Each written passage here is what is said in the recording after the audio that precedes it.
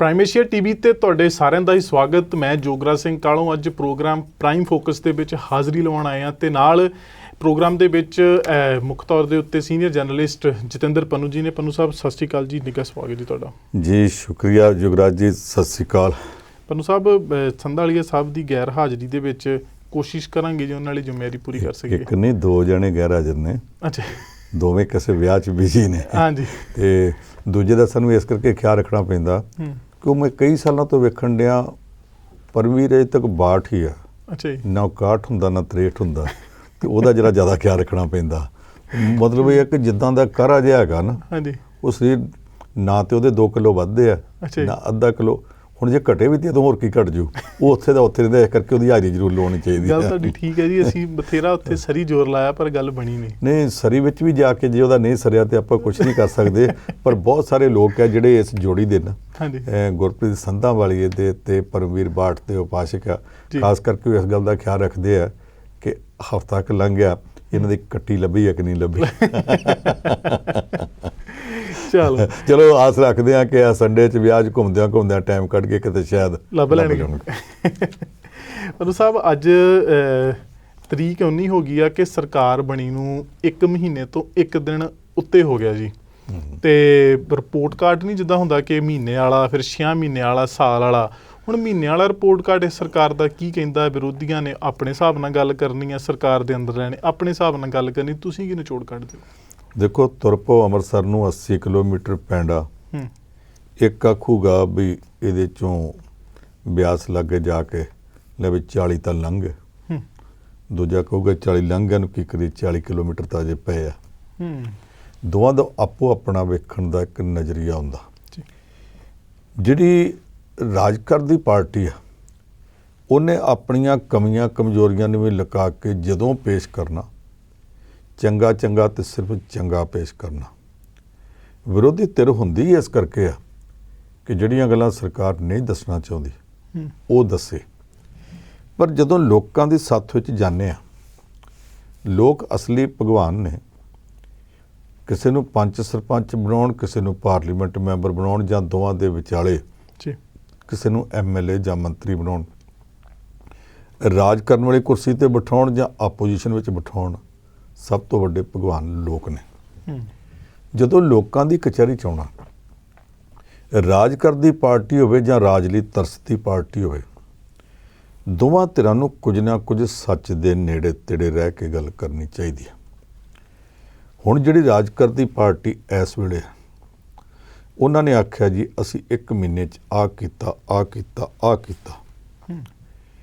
ਮਿਸਾਲ ਦੇ ਤੌਰ 'ਤੇ ਉਹਨਾਂ ਜਿਹੜੇ ਕੰਮ ਗਣਾਏ, ਉਹ ਕਹਿੰਦੇ ਆ ਜੀ ਅਸੀਂ ਐਂਟੀ ਗੈਂਗਸਟਰ ਟਾਸਕ ਫੋਰਸ ਬਣਾਤੀ।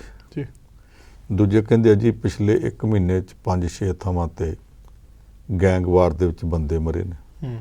ਮਰੇ ਵਾਕਿਆ ਨੇ, ਪਰ ਪੰਜਾਬ ਪੁਲਿਸ ਦੇ ਚੀਫ VK ਭਾਵੜਾ ਨੇ ਆਖਿਆ ਜੀ ਜਿੰਨੇ ਮਰੇ ਨੇ ਆਪਸੀ ਗੈਂਗਵਾਰ ਦੇ ਵਿੱਚ ਮਰੇ ਅਤੇ ਉਹ ਦੋਸ਼ੀ ਅਸੀਂ ਫੜ ਲਿਆ। ਤੇ ਸਾਡੀ ਐਂਟੀ ਗੈਂਗਸਟਰ ਟਾਸਕ ਫੋਰਸ ਨੇ ਜਾ ਕੇ ਦੇਹਰਾਦੂਨ ਤੋਂ ਵੀ ਬੰਦੇ ਫੜ ਲਿਆਂਦੇ। ਇਹ ਤੋਂ ਬਾਅਦ ਆਪੋਜੀਸ਼ਨ ਨਹੀਂ ਬੋਲੀ, ਜਾਂ ਤਾਂ ਇਹਨਾਂ ਨੂੰ ਬੋਲਣਾ ਚਾਹੀਦਾ। ਦੂਜਾ ਉਹਨਾਂ ਨੇ ਆਖਿਆ ਜੀ ਪ੍ਰਾਈਵੇਟ ਸਕੂਲਾਂ ਦਾ ਕਿਸੇ ਨੇ ਅੱਜ ਤੱਕ ਸ਼ਿਕੰਜਾ ਨਹੀਂ ਸੀ ਕੱਸਿਆ, ਅਸੀਂ ਪਹਿਲੀ ਵਾਰ ਕੱਸਿਆ। ਔਰ ਇਹ ਕਹਿ ਦਿੱਤਾ ਕਿ ਕੋਈ ਪ੍ਰਾਈਵੇਟ ਸਕੂਲ ਜਿਹੜਾ ਆਪਣੀ ਮਰਜ਼ੀ ਨਾਲ ਲੋਕਾਂ ਨੂੰ ਇਹ ਨਹੀਂ ਕਹਿ ਸਕਦਾ ਕਿਤਾਬਾਂ ਲੈਣੀਆਂ ਤੇ ਸਾਡੇ ਸਕੂਲ ਦੇ ਅੰਦਰਲੀ ਦੁਕਾਨ ਤੋਂ ਲਓ ਜਾਂ ਸਿਰਫ ਫਲਾਣੀ ਦੁਕਾਨ ਤੋਂ ਲਓ। ਨਾ ਯੂਨੀਫਾਰਮ ਬਾਰੇ ਕਹਿ ਸਕਦੇ, ਲੋਕ ਜਿੱਥੋਂ ਮਰਜ਼ੀ ਲਿਆਉਣ। CBSE ਦੀਆਂ ਕਿਤਾਬਾਂ ਨੇ ਜਦੋਂ ਹਰ ਥਾਂ ਤੋਂ ਮਿਲਦੀਆਂ, ਤੁਸੀਂ ਕਿੱਦਾਂ ਕਹਿ ਸਕਦੇ? ਯੂਨੀਫਾਰਮ ਬਾਰੇ ਵੀ ਕਹਿਤਾ ਕਿ ਜਿਹੜੀ ਯੂਨੀਫਾਰਮ ਇਸ ਵੇਲੇ ਆ ਉਹਦੀ ਪਹਿਲਾਂ ਇੱਧਰਲੇ ਪਾਸੇ ਜੇਬ 1 ਹੈ, ਫਿਰ ਕਹਿ ਦਿਓ ਜੀ 2 ਕਰਨੀਆਂ। ਇਹ ਕਹਿ ਦਿਓ ਕਿ ਕਲਰ ਇਸ ਤਰ੍ਹਾਂ ਦਾ ਨਹੀਂ, ਤਿੱਖਾ ਨਹੀਂ ਚਾਹੀਦਾ, ਗੋਲ ਚਾਹੀਦਾ। ਅਗਲੇ ਸਾਲ ਨੂੰ ਬਦਲ ਦਿਓ। ਬੈਲਟ ਦੇ ਵਿੱਚ ਇੱਕ ਧਾਰੀ ਹੋਰ ਪਾ ਦਿਓ ਤੇ ਕਹੋ ਜੀ ਯੂਨੀਫਾਰਮ ਚੇਂਜ ਹੋ ਗਈ ਹੈ। ਮਾਪੇ ਹਰ ਸਾਲ ਨਵੀਆਂ ਯੂਨੀਫਾਰਮਾਂ ਦੇ ਉੱਤੇ ਪੈਸੇ ਖਰਚ ਕਰਨ, ਵਰਦੀਆਂ 'ਤੇ। ਇਹ ਨਹੀਂ ਚੱਲਣ ਦੇਣਾ। ਇਹ ਕਿਸੇ ਸਰਕਾਰ ਨੇ ਅਜੇ ਤੱਕ ਪ੍ਰਾਈਵੇਟ ਸਕੂਲਾਂ ਵਾਲਿਆਂ ਨੂੰ ਨੱਥ ਨਹੀਂ ਸੀ ਪਾਈ। ਇਹਨਾਂ ਨੇ ਆ ਕੇ ਕਹਿ ਦਿੱਤਾ ਜੀ ਆਹ ਕਰਨਾ ਪੈਣਾ। ਅਜੇ ਤੱਕ ਪ੍ਰਾਈਵੇਟ ਸਕੂਲਾਂ ਵਾਲੇ ਆਪੋ 'ਚ ਤੇ ਬੁੜਬੁੜ ਕਰਦੇ ਨੇ, ਕੁੜ ਵੀ ਕਰਦੇ ਨੇ। ਪਰ ਖੁੱਲ੍ਹ ਕੇ ਇਹਦੇ ਵਿਰੋਧ 'ਚ ਨਹੀਂ ਆਏ ਔਰ ਸਰਕਾਰ ਨੇ ਕਹਿਤਾ ਕਿ ਅਸੀਂ ਆਪਣੇ ਫਲੈਂਕ ਸਕੁਐਡ ਰਹੇ ਜਿੱਦਾਂ ਸਰਕਾਰੀ ਸਕੂਲਾਂ 'ਚ ਛਾਪੇ ਮਾਰੇ ਜਾ ਸਕਦੇ ਆ, ਲੋੜ ਪਈ ਤਾਂ ਪ੍ਰਾਈਵੇਟ ਸਕੂਲਾਂ ਵਿੱਚ ਵੀ ਛਾਪੇ ਜਾ ਕੇ ਮਾਰਾਂਗੇ। ਇਹ ਪਹਿਲੀ ਵਾਰ ਹੋਇਆ। ਨਹੀਂ ਤੇ ਹੁਣ ਤੱਕ ਕਦੇ ਸਕੂਲਾਂ ਦੇ ਨਾਂ ਦੇ ਉੱਤੇ ਜਿਹੜੀਆਂ ਧਾਂਦਲੀਆਂ ਚੱਲਦੀਆਂ, ਐਜੂਕੇਸ਼ਨ ਦੇ ਵਿੱਚ ਪ੍ਰਾਈਵੇਟ ਅਦਾਰੇ ਸਰਕਾਰਾਂ ਤੋਂ ਪਲਾਟ ਵੀ ਅਲਾਟ ਕਰਾ ਲੈਂਦੇ ਆ, ਸ਼ਰਤਾਂ ਵੀ ਲਿਖ ਕੇ ਦੇ ਦਿੰਦੇ ਆ, ਪਰ ਕਦੇ ਇੰਪਲੀਮੈਂਟ ਨਹੀਂ ਕਰਦੇ। ਉਹ ਸਾਰਾ ਕੁਝ ਜਿਹੜਾ ਕਦੇ ਕਿਸੇ ਸਰਕਾਰ ਨੇ ਚੈੱਕ ਨਹੀਂ ਕੀਤਾ।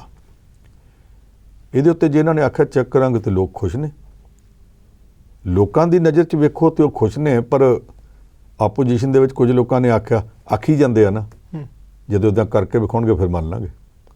ਚਲੋ ਇਹ ਤਾਂ ਤੁਸੀਂ ਮੰਨਿਆ ਨਾ ਕਿ ਆਖੀ ਜਾਂਦੇ ਆ, ਪਰ ਇਹ ਵੀ ਤੁਸੀਂ ਮੰਨਦੇ ਆ ਕਿ ਤੁਸੀਂ ਅੱਜ ਤੱਕ ਆਖਿਆ ਵੀ ਨਹੀਂ, ਤੁਸੀਂ ਕਦੇ ਪੁੱਛਿਆ ਹੀ ਨਹੀਂ, ਕਦੇ ਚੈੱਕ ਹੀ ਨਹੀਂ ਕੀਤਾ। ਹੁਣ ਤੁਸੀਂ ਕਹਿੰਦੇ ਜਦੋਂ ਕਰਨਗੇ ਮੰਨ ਲਾਂਗੇ, ਕਰਨ ਵਾਸਤੇ ਡਿੱਕੋਗੇ ਨਾ। ਉਹ ਕਹਿੰਦੇ ਆ ਕਿ ਅਸੀਂ ਜਿਹੜੇ ਹੈਗੇ ਆ ਐਂਟੀ ਕਰਪਸ਼ਨ ਦਾ ਇੱਕ ਹੈਲਪਲਾਈਨ ਬਣਾਤੀ, ਕੋਈ ਵੀਡੀਓ ਆਡੀਓ ਰਿਕਾਰਡਿੰਗ ਕਰਕੇ ਭੇਜੇ। ਇਹਦੇ ਉੱਤੇ ਲੋਕਾਂ ਨੇ ਭੇਜਣੀਆਂ ਸ਼ੁਰੂ ਕਰਤੀਆਂ। ਹੁਣ ਤੱਕ 30-40 ਹਜ਼ਾਰ ਆ ਗਈਆਂ ਨੇ। ਅਮਲ ਦੇ ਵਿੱਚ ਜਿਹੜੀਆਂ ਖਬਰਾਂ ਲੋਕਾਂ ਸਾਹਮਣੇ ਆਈਆਂ ਉਹ ਮੇਰੇ ਖਿਆਲ ਕੁੱਲ ਮਿਲਾ ਕੇ 100 ਵੀ ਨਹੀਂ ਬਣਦੀਆਂ। ਪਰ ਇਹ ਜ਼ਰੂਰੀ ਤਾਂ ਨਹੀਂ ਕਿ ਹਰ ਜਿਹੜੀ ਕਾਰਵਾਈ ਉਹਦੀ ਖਬਰ ਹੀ ਬਣੇ। ਕੁਝ ਕਾਰਵਾਈਆਂ ਚੁੱਪ ਚਪੀਤੇ ਵੀ ਹੋ ਸਕਦੀਆਂ। ਕੁਝ ਮਾਮਲੇ ਇਹੋ ਜਿਹੇ ਓਪਨ ਐਂਡ ਸ਼ਟ ਹੈ ਜਿਹਦੇ ਵਿੱਚ ਵੀਡੀਓ 'ਚ ਦੱਸਿਆ ਕਿ ਥਾਣੇਦਾਰ ਗਾਲਾਂ ਕੱਢ ਕੇ ਪੈਸੇ ਮੰਗ ਰਿਹਾ, ਤਹਿਸੀਲਦਾਰ ਜਾਂ ਉਹਦੇ ਕਲਰਕ ਨੇ ਲੋਕਾਂ ਤੋਂ ਸ਼ਰੇਆਮ ਪੈਸੇ ਮੰਗੇ ਆ, ਫੜਿਆ, ਵੀਡੀਓ ਦਿਸਦੀ ਆ, ਜਾ ਕੇ ਗ੍ਰਿਫਤਾਰ ਕਰ ਲਏ ਜੀ। ਪਰ ਕੁਝ ਕੇਸ ਇਹੋ ਜਿਹੇ ਆ ਜਿਹ 'ਚ ਵੀਡੀਓ ਨਹੀਂ ਆਡੀਓ ਆ, ਉਹਨੂੰ ਚੈੱਕ ਕਰਨਾ ਕਿਤੇ ਐਡਿਟ ਤਾਂ ਨਹੀਂ ਕੀਤੀ ਹੋਈ, ਉਹਦੇ ਜਿਹੜੇ ਡਾਕੂਮੈਂਟਸ ਤੇ ਚੈੱਕ ਕਰਨੇ ਉਹਨਾਂ ਤੇ ਟਾਈਮ ਲੱਗੂਗਾ। ਸ਼ੁਰੂਆਤ ਤਾਂ ਕੀਤੀ ਹੈ। ਹੁਣ ਜਿਹੜੇ ਇਹ ਕਹਿੰਦੇ ਆ ਜੀ ਇਹਨਾਂ ਨੇ ਕੀ ਕਰਤਾ, ਵੀ ਇੱਕ ਗੱਲ ਹੈ, ਪੰਜਾਬ ਦੇ ਵਿੱਚ ਆਜ਼ਾਦੀ ਤੋਂ ਬਾਅਦ ਹੁਣ ਤੱਕ 38 ਸਾਲ ਰਾਜ ਕੀਤਾ ਕਾਂਗਰਸ ਨੇ, ਤੇ 13 ਸਾਲ ਕਾਂਗਰਸ ਨੇ ਅੱਡ-ਅੱਡ ਸਮਿਆਂ ਤੇ ਗਵਰਨਰੀ ਰਾਜ ਲਾਗੂ ਕਰਕੇ ਕੀਤਾ, 51 ਉਹਨਾਂ ਦੇ ਬਣਦੇ। 24 ਸਾਲ ਰਾਜ ਕੀਤਾ ਅਕਾਲੀਆਂ ਨੇ, ਜਿੰਨਾ ਕੁ ਮੈਨੂੰ ਅੰਦਾਜ਼ਾ ਇੰਨਾ ਕੁ ਬਣਦਾ ਉਹਨਾਂ ਦਾ। ਤੁਸੀਂ ਇੰਨੇ ਸਮੇਂ 'ਚ ਆ ਕੁਝ ਆਖਿਆ ਵੀ ਨਹੀਂ।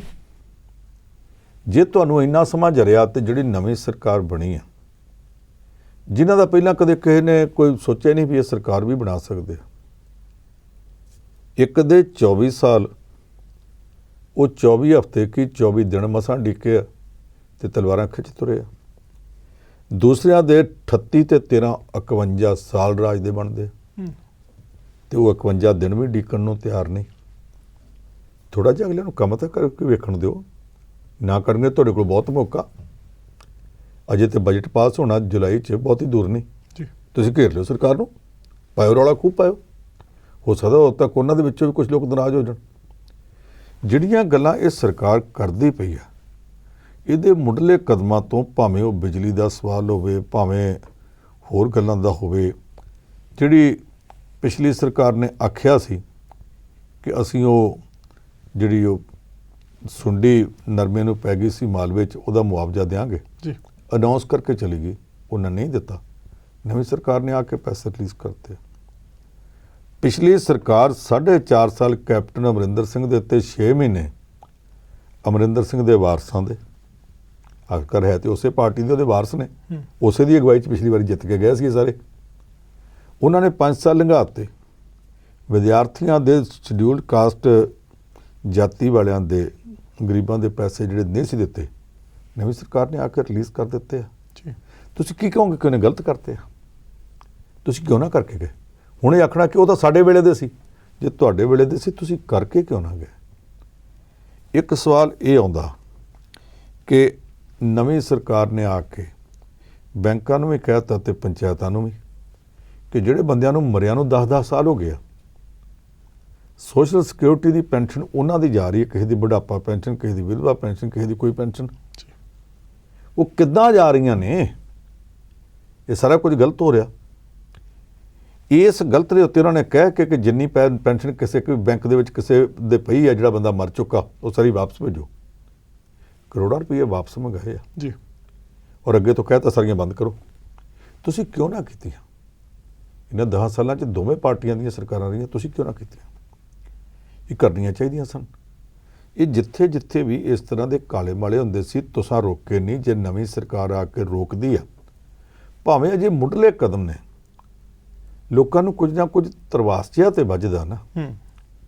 ਜੇ ਨਵੀਂ ਸਰਕਾਰ ਨੇ ਆ ਕੇ ਕਹਿਤਾ ਕਿ ਸਾਬਕਾ ਵਿਧਾਇਕਾਂ ਦੀ ਇੱਕ ਪੈਨਸ਼ਨ ਦਿਆਂਗੇ, ਅਸੀਂ ਇੱਕ ਪੈਨਸ਼ਨ ਮਗਰ ਜਿੰਨੀਆਂ ਵਾਰੀਆਂ ਉਨੀ ਪੈਨਸ਼ਨ, ਇੱਕ ਜਣਾ ਪੈਨਸ਼ਨ ਲਵੇ, ਦੂਸਰੀ ਵਾਰੀ 'ਚ ਉਹਦਾ 50,000 ਹੋਰ ਵੱਧ ਜਾਣਾ, ਇਸ ਕਰਕੇ ਚੋਣ ਜਿੱਤਣ ਤੋਂ ਬਾਅਦ ਅਸਤੀਫਾ ਦੇ ਦੇ।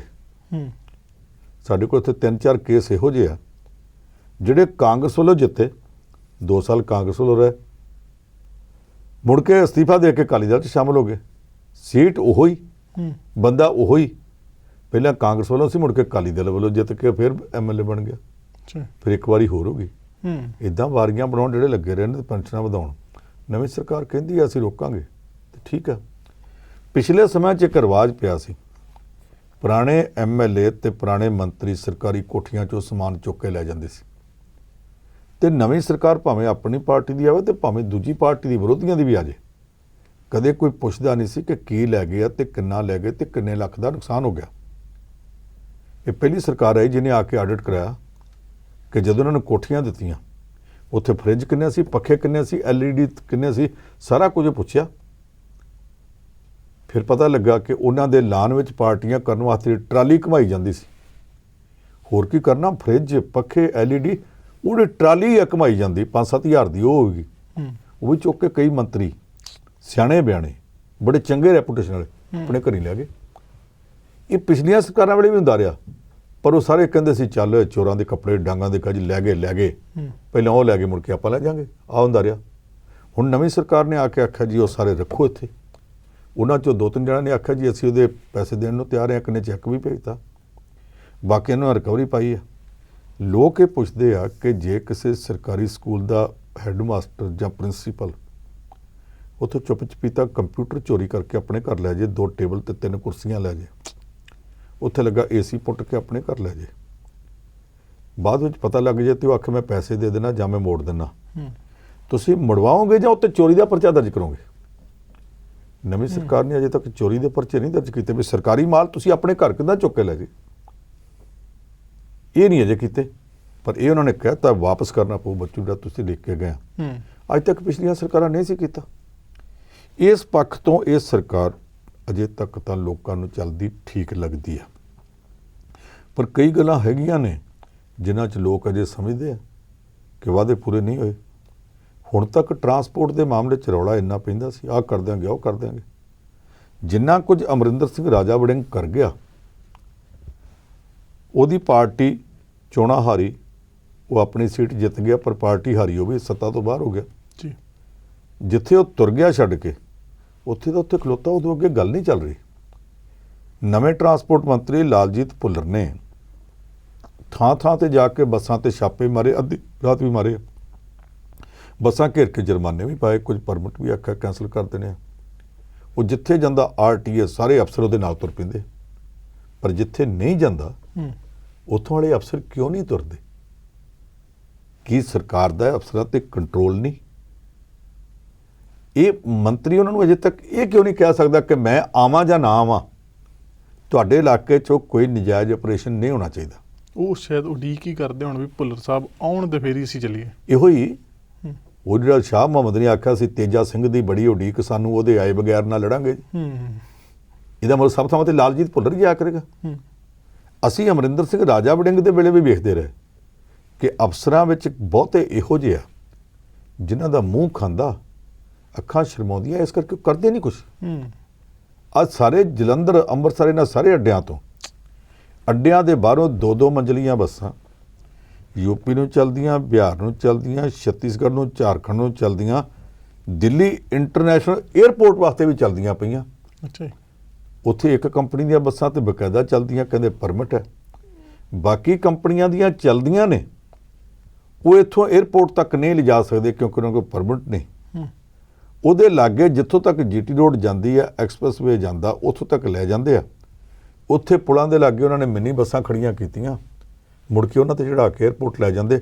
ਇੱਥੋਂ ਸਭ ਥਾਵਾਂ ਤੋਂ ਚੱਲਣ ਰਹੀਆਂ ਨੇ, ਤੁਸੀਂ ਕਿਉਂ ਰੋਕਦੇ? ਉਹ ਮਹਾਰਾਸ਼ਟਰ ਤੱਕ ਰਾਹ 'ਚ 3-3 ਰਾਤਾਂ ਸਟੇ ਕਰ ਕਰਕੇ ਵੀ ਲੋਕ ਆਉਂਦੇ ਆ। ਕੋਈ ਕਿਸੇ ਧਾਰਮਿਕ ਯਾਤਰਾ ਤੇ ਪਹਾੜਾਂ ਤੇ ਜਾ ਰਿਹਾ, ਕੋਈ ਕੁੱਲੂ ਮਨਾਲੀ ਸ਼ਿਮਲੇ ਜਾ ਰਿਹਾ। ਉਹਨਾਂ ਬੱਸਾਂ ਕੋਲ ਏਡੇ ਲੰਮੇ ਪਰਮਿਟ ਹੈ ਨਹੀਂ, ਲੰਘਦੀਆਂ ਤੇ ਪੰਜਾਬ 'ਚੋਂ ਆ ਜੀ। ਜੇ ਪੰਜਾਬ 'ਚੋਂ ਲੰਘਦੀਆਂ ਤੇ ਟਰਾਂਸਪੋਰਟ ਮੰਤਰੀ ਇਹਨਾਂ ਸਾਰਿਆਂ ਨੂੰ ਖਿੱਚ ਦੇਵੇ ਵੀ ਕਿੱਦਾਂ ਲੰਘਦੀਆਂ ਨੇ, ਲੰਘ ਕਿੱਦਾਂ ਜਾਣਗੀਆਂ? ਅਜੇ ਤੱਕ ਇਹਦਾ ਮਤਲਬ ਕਿ ਮਹਿਕਮਾ ਇਹ ਕੱਸਿਆ ਨਹੀਂ ਗਿਆ। ਲਾਲਜੀਤ ਭੁੱਲਰ ਦੇ ਉੱਤੇ ਕਿਸੇ ਨੂੰ ਕੋਈ ਇਤਰਾਜ਼ ਨਹੀਂ, ਪਰ ਉਹਦਾ ਮਹਿਕਮਾ ਜੇ ਨਹੀਂ ਕੱਸਿਆ ਜਾਂਦਾ ਤੇ ਫਿਰ ਤਾਂ ਗੱਲਾਂ ਲੋਕ ਕਰਨਗੇ। ਬਿਲਕੁਲ ਇੱਦਾਂ ਕਈ ਮਹਿਕਮੇ ਹੋਰ ਆ ਜਿਨ੍ਹਾਂ ਦੇ ਮਿਸਾਲ ਦੇ ਤੌਰ ਤੇ ਤਹਿਸੀਲਾਂ 'ਚ ਇੱਕ ਵਾਰੀ 1997 'ਚ ਬਾਦਲ ਸਾਹਿਬ ਨੇ ਆ ਕੇ ਆਖਿਆ ਮੈਂ ਕਰਪਸ਼ਨ ਰੋਕੂੰਗਾ, ਲੋਕ ਡਰ ਗਏ। 6 ਮਹੀਨਿਆਂ ਬਾਅਦ ਕਰਪਸ਼ਨ ਚੱਲ ਗਈ, ਰੇਟ ਵੱਧ ਗਏ, ਕਹਿੰਦੇ ਜੀ ਰਿਸਪੈਕਟਰ ਜੁੜ ਗਿਆ। 2002 'ਚ ਕੈਪਟਨ ਅਮਰਿੰਦਰ ਸਿੰਘ ਨੇ ਆ ਕੇ ਆਖਿਆ ਮੈਂ ਤੇ ਐਂ ਕਰ ਦੂੰ, ਰਵੀ ਸਿੱਧੂ ਨੂੰ ਫੜ ਲਿਆ, ਕਰਪਸ਼ਨ ਕਰਨ ਨਾਲ ਰੋਕਿਆ। ਇੱਕਦਮ ਸਾਰੇ ਪਾਸੇ ਸੁਣਨ ਵਰਤ ਗਈ, ਕਰਪਸ਼ਨ ਰੁਕ ਗਈ। ਸਾਲ ਚੜ੍ਹਨ ਤੋਂ ਪਹਿਲਾਂ ਕਰਪਸ਼ਨ ਫੇਰ ਸ਼ੁਰੂ ਹੋ ਗਈ ਤੇ ਰੇਟ ਚੜ੍ਹ ਗਏ, ਕਹਿੰਦੇ ਜੀ ਰਿਸਕ ਫੈਕਟਰ ਵੱਧ ਗਿਆ। ਇਹ ਰਿਸਕ ਫੈਕਟਰ ਇਸ ਵੇਲੇ ਤਹਿਸੀਲਾਂ 'ਚ ਥੋੜਾ ਜਿਹਾ ਡਰਿਆ, ਪੈਸੇ ਨਾ ਲਿਓ ਫੜੇ ਜਾਓਗੇ। ਪਰ ਜੇ ਇਹ ਡਰ ਕਾਇਮ ਨਾ ਰਿਹਾ, 2-3 ਮਹੀਨਿਆਂ ਤੱਕ ਇਹਨਾਂ ਸਾਰੇ ਅਫਸਰਾਂ ਨੇ ਆਖਿਆ ਕਿ ਹੁਣ ਰਿਸਕ ਫੈਕਟਰ ਨਾਲ ਜੁੜ ਗਿਆ। ਜਿੱਥੇ ਅੱਗੇ 5000 ਲੈਂਦੇ ਸੀ, ਹੁਣ ਤਾਂ ਲਵਾਂਗੇ 6000 ਨੇ ਤੇ ਅਬਲ ਤਾਂ 7 ਹੀ ਲਵਾਂਗੇ ਅਸੀਂ, ਇਸ ਕਰਕੇ ਵੀ ਰਿਸਕ ਫੈਕਟਰ ਜੁੜ ਗਿਆ। ਫਿਰ ਤੁਸੀਂ ਜਵਾਬ ਕੀ ਦਿਓ? ਕੁਝ ਅਫਸਰ ਜਿਹੜੇ ਪਿਛਲੀਆਂ ਸਰਕਾਰਾਂ ਦੇ ਵੇਲੇ ਬੜੇ ਬਦਨਾਮ ਸਨ, ਘਾਉ ਘੱਪ ਸਨ, ਤੁਰੇ ਜਾਂਦੇ ਬੰਦੇ ਦੀ ਜੇਬ ਚੋਂ ਨੋਟ ਗਿਣ ਲੈਂਦੇ ਸੀ ਵੀ ਕਿੰਨੇ ਕਿਆ ਇਹਦੇ ਕੋਲ ਤੇ ਕਿੰਨੇ ਇਹਨਾਂ ਦੇ ਘਰ ਆ, ਇਹਦੀਆਂ ਅੱਖਾਂ ਦੱਸਦੀਆਂ। ਉਹ ਨਵੀਂ ਸਰਕਾਰ ਦੇ ਵੀ ਨੇੜੇ ਤੇੜੇ ਲੱਗਣ ਲੱਗ ਪਏ। ਕਿਉਂ ਲੱਗਣ ਲੱਗ ਪਿਆ? ਇਹ ਗੱਲ ਲੋਕਾਂ ਨੂੰ ਚੁਭਦੀ ਆ ਕਿ ਜਿਹੜੇ ਅਫਸਰ ਪਿਛਲੀਆਂ 2 ਸਰਕਾਰਾਂ ਦੇ ਵੇਲੇ ਮਲਾਈਦਾਰ ਕੁਰਸੀਆਂ ਤੇ ਰਹੇ, ਜੇ ਨਵੀਂ ਸਰਕਾਰ ਆਈ ਤੋਂ ਵੀ ਉਹ ਮਲਾਈਦਾਰ ਕੁਰਸੀਆਂ ਵਾਸਤੇ ਦਾਅਵੇਦਾਰ ਹੋ ਗਏ ਨੇ। ਇਹ ਗੱਲ ਲੋਕਾਂ ਨੂੰ ਚੁਭਦੀ ਹੈ ਜੀ। ਇਹ ਭਗਵੰਤ ਮਾਨ ਨੂੰ ਦਾ ਜਵਾਬ ਦੇਣਾ ਚਾਹੀਦਾ। ਹਰ ਗੱਲ ਤੇ ਇਹ ਤਾਂ ਨਹੀਂ ਆਖਿਆ ਜਾ ਸਕਦਾ ਵੀ ਆਹ ਕਰ ਦਿਆਂਗੇ ਦੇ ਬਜਾਏ ਕਰ ਦਿੱਤਾ ਵਾਲੀ ਗੱਲ ਵੀ ਲੋਕ ਚਾਹੁੰਦੇ ਆ। ਅਜੇ ਤੱਕ ਉੱਥੇ ਕਿਤੇ ਨਾ ਕਿਤੇ ਥੋੜੀ ਬਹੁਤ ਕਮਜ਼ੋਰੀ ਹੈਗੀ ਆ। ਲੋਕ ਅਜੇ ਇਹ ਸਮਝਦੇ ਆ ਕਿ ਸਰਕਾਰ ਨੂੰ ਸਮਾਂ ਦੇਣਾ ਚਾਹੀਦਾ, ਪਰ ਅਜੇ ਕਰਕੇ ਕਿੰਨੇ ਕੁ ਮਹੀਨੇ ਲਗਾਏ ਜਾ ਸਕਦੇ? ਆਖਰ ਲੋਕਾਂ ਦੇ ਸਬਰ ਦਾ ਪਿਆਲਾ ਭਰ ਜਾਂਦਾ ਹੁੰਦਾ। ਬਿਲਕੁਲ ਜੀ। ਪੰਨੂ ਸਾਹਿਬ, ਹੁਣ ਇਸੇ ਰਿਪੋਰਟ ਕਾਰਡ ਚੋਂ ਇੱਕ ਜਿਹੜਾ ਮਸਲਾ ਜਿਹਨੇ ਹੁਣ ਕਰੰਟਲੀ ਐਂਡ ਪੂਰਾ ਸਾਰੇ ਲੀਡਰਾਂ ਦੇ ਮੂੰਹਾਂ ਤੇ ਚੜਿਆ ਪਿਆ ਜੀ, ਚਾਹੇ ਉਹ ਆਪੋਜੀਸ਼ਨ ਦੇ ਨੇ ਚਾਹੇ ਸੱਤਾ ਦੇ ਨੇ, ਉਹ ਆ 300 ਯੂਨਿਟ ਮਹੀਨੇ ਦੀ ਫ੍ਰੀ ਬਿਜਲੀ ਦਾ। ਇਹ ਫ੍ਰੀ ਵਾਲਾ ਚੱਕਰ ਜਿਹੜਾ ਇਹਨੇ ਹੁਣ, ਪਹਿਲਾਂ ਤੇ ਇਹਦੇ ਵਿੱਚ ਕਲੈਰਿਟੀ ਨਹੀਂ ਸੀ ਬਹੁਤਿਆਂ ਜਾਣਿਆਂ ਨੂੰ ਹੋ ਰਹੀ ਕਿ ਬਈ ਕਿਹਨੂੰ ਮਿਲਣੀ ਆ, ਕਿੰਨੀ ਮਿਲਣੀ ਆ। ਜੇ 300 ਤੋਂ ਉੱਤੇ ਭਾਵ 2 ਮਹੀਨਿਆਂ ਦਾ 600 ਤੋਂ ਉੱਤੇ 2 ਯੂਨਿਟ ਫੂਕੇ ਗਏ ਤੇ ਫਿਰ ਉਹਦਾ ਕਿਹਨੂੰ ਦੇਣਾ ਪਊਗਾ ਸਾਰਾ ਬਿੱਲ, ਜਾਂ ਕਿਹਨੂੰ ਮਾਫ ਹੋਊਗਾ। ਹੁਣ ਉਹ ਮਸਲਾ ਹੈ, ਕਿਉਂਕਿ ਜਿਵੇਂ ਤੁਸੀਂ ਗੱਲ ਕੀਤੀ ਵੀ ਕਰ ਦਿਆਂਗੇ, ਇਹ ਵੀ ਮਸਲਾ ਇਦਾਂ ਦਾ ਅਸੀਂ ਕਰ ਦਿਆਂਗੇ, ਪਰ ਹੁਣ ਕਰ ਦਿੱਤਾ, ਪਰ ਕੀਤਾ ਗਾਂ ਜੁਲਾਈ ਤੋਂ। ਹੁਣ ਇਹ ਵੀ ਇੱਕ ਮਸਲਾ ਕਿ ਭਾਈ ਜੁਲਾਈ ਤੋਂ ਹੀ ਕਿਉਂ ਕੀਤਾ, ਜਿਵੇਂ ਆ ਅਪ੍ਰੈਲ ਚੱਲਦੀ ਹੈ ਤੇ 1 ਮਈ ਤੋਂ ਕਿਉਂ ਨਾ ਕੀਤਾ? ਮੇਰਾ ਖਿਆਲ ਹੈ ਕਿ ਜੁਲਾਈ ਤੋਂ ਕਰਨਾ ਗਲਤ ਹੈ। ਇਹਨਾਂ ਨੂੰ ਹੁਣੇ ਕਰਨਾ ਚਾਹੀਦਾ ਸੀ। ਸਰਕਾਰ ਇਹ ਕਹਿੰਦੀ ਹੈ ਕਿ ਸਾਡੀਆਂ ਟਰਾਂਸਮਿਸ਼ਨ ਲਾਈਨਾਂ ਬਾਕੀ ਗਿਣਤੀਆਂ ਮਿਣਤੀਆਂ ਕਿ ਕਿਸ ਤਰ੍ਹਾਂ ਕੀ ਕਰਨਾ ਤੇ ਕਿਹੜੇ ਇਹਦੇ 'ਚ ਆਉਂਦੇ ਕਿਹੜੇ ਨਹੀਂ ਆਉਂਦੇ, ਉਹਦੇ ਵਾਸਤੇ ਸਾਨੂੰ ਟਾਈਮ ਚਾਹੀਦਾ, ਤਾਂ ਜੁਲਾਈ ਤੱਕ ਕੀਤਾ। ਅੱਛਾ, ਮੈਂ ਸਰਕਾਰ ਦੀ ਰਾਏ ਨਾਲ ਸਹਿਮਤ ਨਹੀਂ। ਹੁਣ ਹੁੰਦਾ ਕੀ ਹੈ, ਇਹਨਾਂ ਨੇ ਫੈਸਲਾ ਕੀਤਾ, ਚਰਨਜੀਤ ਸਿੰਘ ਚੰਨੀ ਵੀ ਕਹਿੰਦਾ ਸੀ ਇਹਨਾਂ ਨੇ ਯੂਨਿਟ ਮਾਫ ਕਰਤੇ, 200 ਕਰ ਦਿੱਤੇ। 200 ਸਰਕਾਰੀ ਤੌਰ ਤੇ ਪ੍ਰੈਸ ਨੋਟ ਵੀ ਆ ਗਿਆ ਕਿ ਲੋਕਾਂ ਦੇ ਬਿੱਲ ਘਟ ਗਏ। ਅਸੀਂ ਵੀ ਉਹਦੀ ਚਰਚਾ ਕੀਤੀ, ਬਾਅਦ 'ਚ ਪਤਾ ਲੱਗਾ ਕਿ ਉਹ ਗੱਲ ਪੂਰੀ ਅਮਲ 'ਚ ਲਾਗੂ ਨਹੀਂ ਸੀ ਹੋ ਸਕੀ। ਹੁਣ ਇਹਨਾਂ ਨੇ ਇੱਕ ਤਾਂ ਇਹ ਕਰਤਾ ਕਿ 2 ਕਿਲੋਵਾਟ ਲੋਡ ਵਾਲੇ ਜਿਹੜੇ ਕਰਨੇ ਮੀਟਰ ਨੇ, ਉਹਨਾਂ ਦਾ ਪਿਛਲੇ 31 ਦਸੰਬਰ ਤੱਕ ਜਿੰਨਾ ਵੀ ਕਿਸੇ ਦਾ ਬਕਾਇਆ, ਕਿਸੇ ਦਾ 200 ਹੋਵੇ, ਕਿਸੇ ਦਾ 2000 ਹੋਵੇ, ਕਿਸੇ ਦਾ 20000 ਵੀ ਫਸਿਆ ਹੋਵੇ, ਸਾਰਾ ਹੀ ਮਾਫ। ਕੋਈ ਨਹੀਂ। ਦੂਸਰਾ ਇਹਨਾਂ ਨੇ ਕਰਤਾ ਕਿ 200 ਯੂਨਿਟ ਮਾਫ ਨਹੀਂ ਕਰਾਂਗੇ, ਅਸੀਂ 300 ਯੂਨਿਟ ਫ੍ਰੀ ਕਰਾਂਗੇ। ਤੀਸਰੀ ਗੱਲ, ਜਿਹੜੇ 200 ਯੂਨਿਟ ਮਾਫ ਸੀ ਉਹ ਸੀਗੇ ਸ਼ਡਿਊਲਡ ਕਾਸਟ ਕੈਟੇਗਰੀ ਵਾਸਤੇ, ਜਿਹੜੇ ਸਭ ਤੋਂ ਵੱਧ ਦੱਬੇ ਕੁਚਲੇ ਲੋਕ ਨੇ। ਉਹ ਸੀ ਬੈਕਵਰਡ ਕਲਾਸਿਸ ਵਾਸਤੇ, ਜਿਹੜੀਆਂ ਵਿੱਚ ਵਿਚਾਲੇ ਪਛੜੀਆਂ ਜਾਤੀਆਂ ਵਿਚਾਰੀਆਂ ਗਿਣੀਆਂ ਜਾਂਦੀਆਂ। ਉੱਦਾਂ ਉੱਤੋਂ ਦੁਨੀਆ ਤੇ ਆਉਂਦੇ ਆ ਤੇ ਉੱਥੋਂ ਕੋਈ ਕਲਾਸੀਫਿਕੇਸ਼ਨ ਨਹੀਂ ਹੁੰਦੀ, ਕੋਈ ਪੁੱਛ ਕੇ ਨਹੀਂ ਕਰਦਾ ਕਿ ਤੂੰ ਉੱਤੇ ਜਾਤ 'ਚ ਜਾਣਾ ਕਿ ਨੀਵੀਂ 'ਚ। ਇਹ ਜਾਤਾਂ ਮਨੁੱਖ ਨੇ ਬਣਾਈਆਂ, ਪਰ ਸਮਾਜ ਵਿੱਚ ਤੇ ਦਲਿਤ ਜਾਤੀਆਂ ਨਾਲ ਦੁਰਵਿਹਾਰ ਹੁੰਦਾ ਨਾ ਸਮਾਜਿਕ ਤੌਰ ਤੇ। ਸ਼ਡਿਊਲਡ ਕਾਸਟ ਨੂੰ ਅਜੇ ਵੀ ਜੀ ਤੁਰਿਆਂ ਜਾਂਦਿਆਂ ਲੋਕੀ ਜਦੋਂ ਕਹਿੰਦੇ ਇਹ ਫਿਰ ਉਹ ਹੋਇਆ ਤੇ ਇਹਦਾ ਮਤਲਬ ਕੀ ਹੁੰਦਾ? ਇਹਦਾ ਮਤਲਬ ਉਹਨਾਂ ਨਾਲ ਜਾਤੀ ਹੋ ਰਹੀ ਹੈ। ਉਹਨਾਂ ਨਾਲ ਜੇ ਵਿਚਾਰ ਨਾਲ ਉਹਨਾਂ ਨੂੰ ਕੋਈ ਛੋਟਾਂ ਦਿੱਤੀਆਂ ਸੀ 200 ਯੂਨਿਟ ਸ਼ਡਿਊਲਡ ਕਾਸਟ ਵਾਸਤੇ, 200 ਯੂਨਿਟ ਬੈਕਵਰਡ ਕਲਾਸ ਵਾਸਤੇ। ਆਜ਼ਾਦੀ ਸੰਗਰਾਮ ਵਿੱਚ ਜਿਹੜੇ ਪਰਿਵਾਰਾਂ ਦਾ ਹਿੱਸਾ ਸੀ ਉਹਨਾਂ ਦੇ ਮਾਣ ਸਨਮਾਨ ਵਜੋਂ 200 ਯੂਨਿਟ ਉਹਨਾਂ ਵਾਸਤੇ ਵੀ ਮਾਫ ਸੀ। ਫਰੀडम ਫਾਈਟਰਸ ਉਹ ਵੀ 200 ਦੇ ਬਜਾਏ ਇਹਨਾਂ ਤਿੰਨੇ ਕੈਟੇਗਰੀਆਂ ਦੇ 300 ਕਰ ਦਿੱਤੇ ਨੇ। ਜੀ ਬਿਲੋ ਪਾਵਰਟੀ ਲਾਈਨ ਜਿਹੜੇ ਸੀ ਉਹਨਾਂ ਦੇ ਵੀ। ਅੱਛਾ, ਹੁਣ ਜਿਹੜੇ ਉਹ ਬਿਲੋ ਪਾਵਰਟੀ ਲਾਈਨ ਵਾਲੇ ਉਹਨਾਂ ਦੇ ਵੀ 300 ਕਰ ਦਿੱਤੇ। ਨਾਲ ਵੱਡੀ ਗੱਲ ਇਹ ਕੀਤੀ ਕਿ ਜਿੰਨੇ ਪੰਜਾਬ ਦੇ ਲੋਕ ਹੈ ਸਾਰਿਆਂ ਵਾਸਤੇ ਕਹਿ ਦਿੱਤਾ ਜੀ 300 ਯੂਨਿਟ ਮਾਫ। 2 ਮਹੀਨਿਆਂ ਬਾਅਦ ਬਿੱਲ ਆਊਗਾ, ਸਰਕਲ ਹੋਵੇਗਾ 2 ਮਹੀਨਿਆਂ ਦਾ, ਯਾਨੀ 600 ਯੂਨਿਟ ਗਿਣਾਂਗੇ। ਜੇ 600 ਤੋਂ 10 ਯੂਨਿਟ ਵੀ ਵੱਧ ਹੋਏ, ਜਿਹੜੇ ਉਹਨਾਂ 4 ਕੈਟੇਗਰੀਆਂ 'ਚ ਆਉਂਦੇ ਆ, ਸ਼ਡਿਊਲਡ ਕਾਸਟ, ਬੈਕਵਰਡ ਕਲਾਸਿਸ, ਬਿਲੋ ਪਾਵਰਟੀ ਲਾਈਨ ਤੇ ਫਰੀडम ਫਾਈਟਰਸ, ਉਹਨਾਂ ਦੇ ਜੇ 600 ਤੋਂ ਵੱਧ 10 ਯੂਨਿਟ ਹੋਏ ਜਾਂ 100 ਯੂਨਿਟ ਹੋਇਆ 600 ਕੱਟ ਦਿਆਂਗੇ ਤੇ ਉੱਪਰਲੇ 10 20 40 ਜਿੰਨੇ ਵੀ ਹੋਏ ਉਹਨਾਂ ਦੇ ਪੈਸੇ ਲਵਾਂਗੇ। ਪਰ ਜਿਹੜੇ ਬਾਕੀ ਦੇ ਲੋਕ ਨੇ ਇਹਨਾਂ 4 ਕੈਟੇਗਰੀਆਂ ਤੋਂ ਬਿਨਾਂ, ਉਹਨਾਂ ਨੂੰ ਆਖਿਆ ਜੇ ਤੁਸੀਂ ਬਚਾ ਸਕਦੇ ਆ ਤੇ 600 ਤੱਕ ਆਪਣੇ ਆਪ ਨੂੰ ਕੰਟੇਨ ਕਰ ਲਓ, ਰੋਕ ਲਓ, ਇਹਦੋਂ ਨਾ ਵਧਣ ਦਿਓ। ਜੇ 600 ਤੋਂ ਵੱਧ ਕੇ 601 ਵੀ ਹੋ ਗਿਆ 2 ਮਹੀਨਿਆਂ ਦਾ ਤੇ ਹੇਠਲੇ 600 ਦੀ ਵੀ ਤੁਹਾਨੂੰ ਕੋਈ ਮਾਫੀ ਨਹੀਂ ਮਿਲਣੀ, ਫਿਰ ਤੁਹਾਨੂੰ ਸਾਰਾ ਦੇਣਾ ਪਊ। ਚਲੋ ਜੀ। ਪਰ ਇਹ ਗੱਲ ਜਿਹੜੀਆਂ ਦੂਸਰੀਆਂ 4 ਕੈਟੇਗਰੀਆਂ ਉਹਨਾਂ ਵਾਸਤੇ ਨਹੀਂ ਆਖੀ। ਹੁਣ ਇਹਦਾ ਇੱਕ ਫਰਕ ਪੈ ਗਿਆ। ਜਿਹੜੇ ਆਮ ਲੋਕ ਨੇ ਉਹ ਹਮੇਸ਼ਾ ਕਹਿੰਦੇ ਸੀ ਸਾਡੇ ਨਾਲ ਧੱਕਾ ਹੁੰਦਾ। ਸਰਕਾਰ ਨੇ ਉਹਨਾਂ ਨੂੰ ਵੀ ਇੱਕ ਆਫਰ ਦੇ ਦਿੱਤੀ ਕਿ ਤੁਸੀਂ ਆਪਣਾ ਘਟਾ ਸਕਦੇ ਆ ਤੇ ਘਟਾ ਲਓ, ਤੁਸੀਂ ਬਹੁਤਾ ਨਾ ਖਰਚ ਕਰੋ। ਮੇਰੇ ਕੋਲ ਇਹੋ ਜਿਹੀਆਂ ਮਿਸਾਲਾਂ ਨੇ। ਮੇਰੇ ਇੱਕ ਮਿੱਤਰ ਬ੍ਰਿਗੇਡੀਅਰ ਸਾਹਿਬ ਰਿਟਾਇਰਡ ਨੇ। ਉਹਨਾਂ ਦਾ ਇੱਕ ਬੇਟਾ ਕਰਨਲ, ਇੱਕ ਕੈਪਟਨ ਹੈ। ਘਰ 'ਚੋਂ ਦੋਵੇਂ ਮੀਆਂ ਬੀਵੀ ਰਹਿੰਦੇ ਆ। ਦੋਵੇਂ ਕੁਦਰਤ ਨੂੰ ਪਸੰਦ ਕਰਦੇ। ਘਰ 'ਚ ਪੱਖਾ ਵੀ ਸਾਡੇ ਵਰਗਾ ਕੋਈ ਜਾਵੇ ਤੇ ਕਹਿੰਦੇ ਚਲਾ ਲਈਏ, ਨਹੀਂ ਤੇ ਪੱਖੀਆਂ ਹੀ ਚਲੀ ਜਾਂਦੇ। ਕਹਿੰਦੇ ਜੀ ਇੱਦਾਂ ਬੜਾ ਮਜ਼ਾ ਆਉਂਦਾ, ਅਸੀਂ ਪਿੰਡ 'ਚੋਂ ਆਏ ਸਾਂ ਜੀ। ਉਹਨਾਂ ਦਾ ਕਦੇ 200 ਯੂਨਿਟ ਤੋਂ ਨਹੀਂ ਵਧਿਆ, ਪਰ ਉਹ ਜਨਰਲ ਕੈਟੇਗਰੀ 'ਚ ਨੇ, ਇਸ ਕਰਕੇ ਉਹਨਾਂ ਨੂੰ ਛੋਟ ਨਹੀਂ ਸੀ ਮਿਲਦੀ। ਪੰਜਾਬ ਸਰਕਾਰ ਦੀ ਨਵੀਂ ਸਕੀਮ ਨਾਲ ਉਹਨਾਂ ਨੂੰ ਵੀ ਛੋਟ ਮਿਲਣੀ ਹੈ। ਤੇ ਮੈਂ ਉਹਨਾਂ ਨੂੰ ਪੁੱਛਿਆ, ਮੈਂ ਕਿਹਾ ਬ੍ਰਿਗੇਡੀਅਰ ਸਾਹਿਬ ਤੁਹਾਨੂੰ ਵਧਾਈ ਹੋਵੇ, ਤੁਹਾਡਾ ਤੇ ਕਦੇ 200 ਯੂਨਿਟ ਨਹੀਂ ਟੱਪਿਆ, ਸਰਕਾਰ ਨੇ 300 ਯੂਨਿਟ ਦੀ ਛੋਟ ਦੇ ਦਿੱਤੀ ਆ ਜੀ ਤੇ ਤੁਹਾਡਾ ਵੀ ਮਾਫ ਹੋ ਗਿਆ।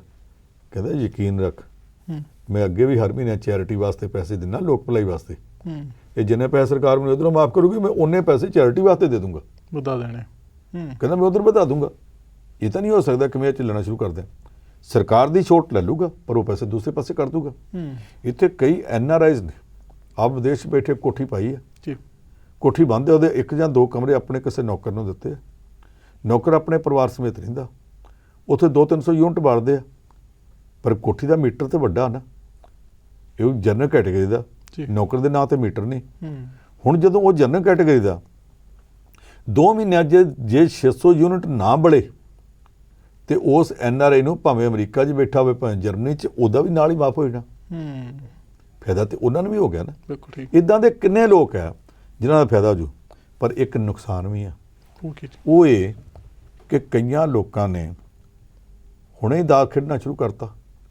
ਜੇ ਘਰ ਦੇ ਵਿੱਚ 2 ਭਰਾ ਨੇ ਤੇ ਬੇਬੇ ਬਾਪੂ ਨੇ, ਉਹਨਾਂ ਨੇ ਕੱਲ੍ਹ ਦੀਆਂ ਦਰਖਾਸਤਾਂ ਦੇਣੀਆਂ ਸ਼ੁਰੂ ਕਰਤੀਆਂ ਜੀ ਸਾਡੇ 3 ਅੱਡੋ-ਅੱਡ ਮੀਟਰ ਕਰ ਦਿਓ।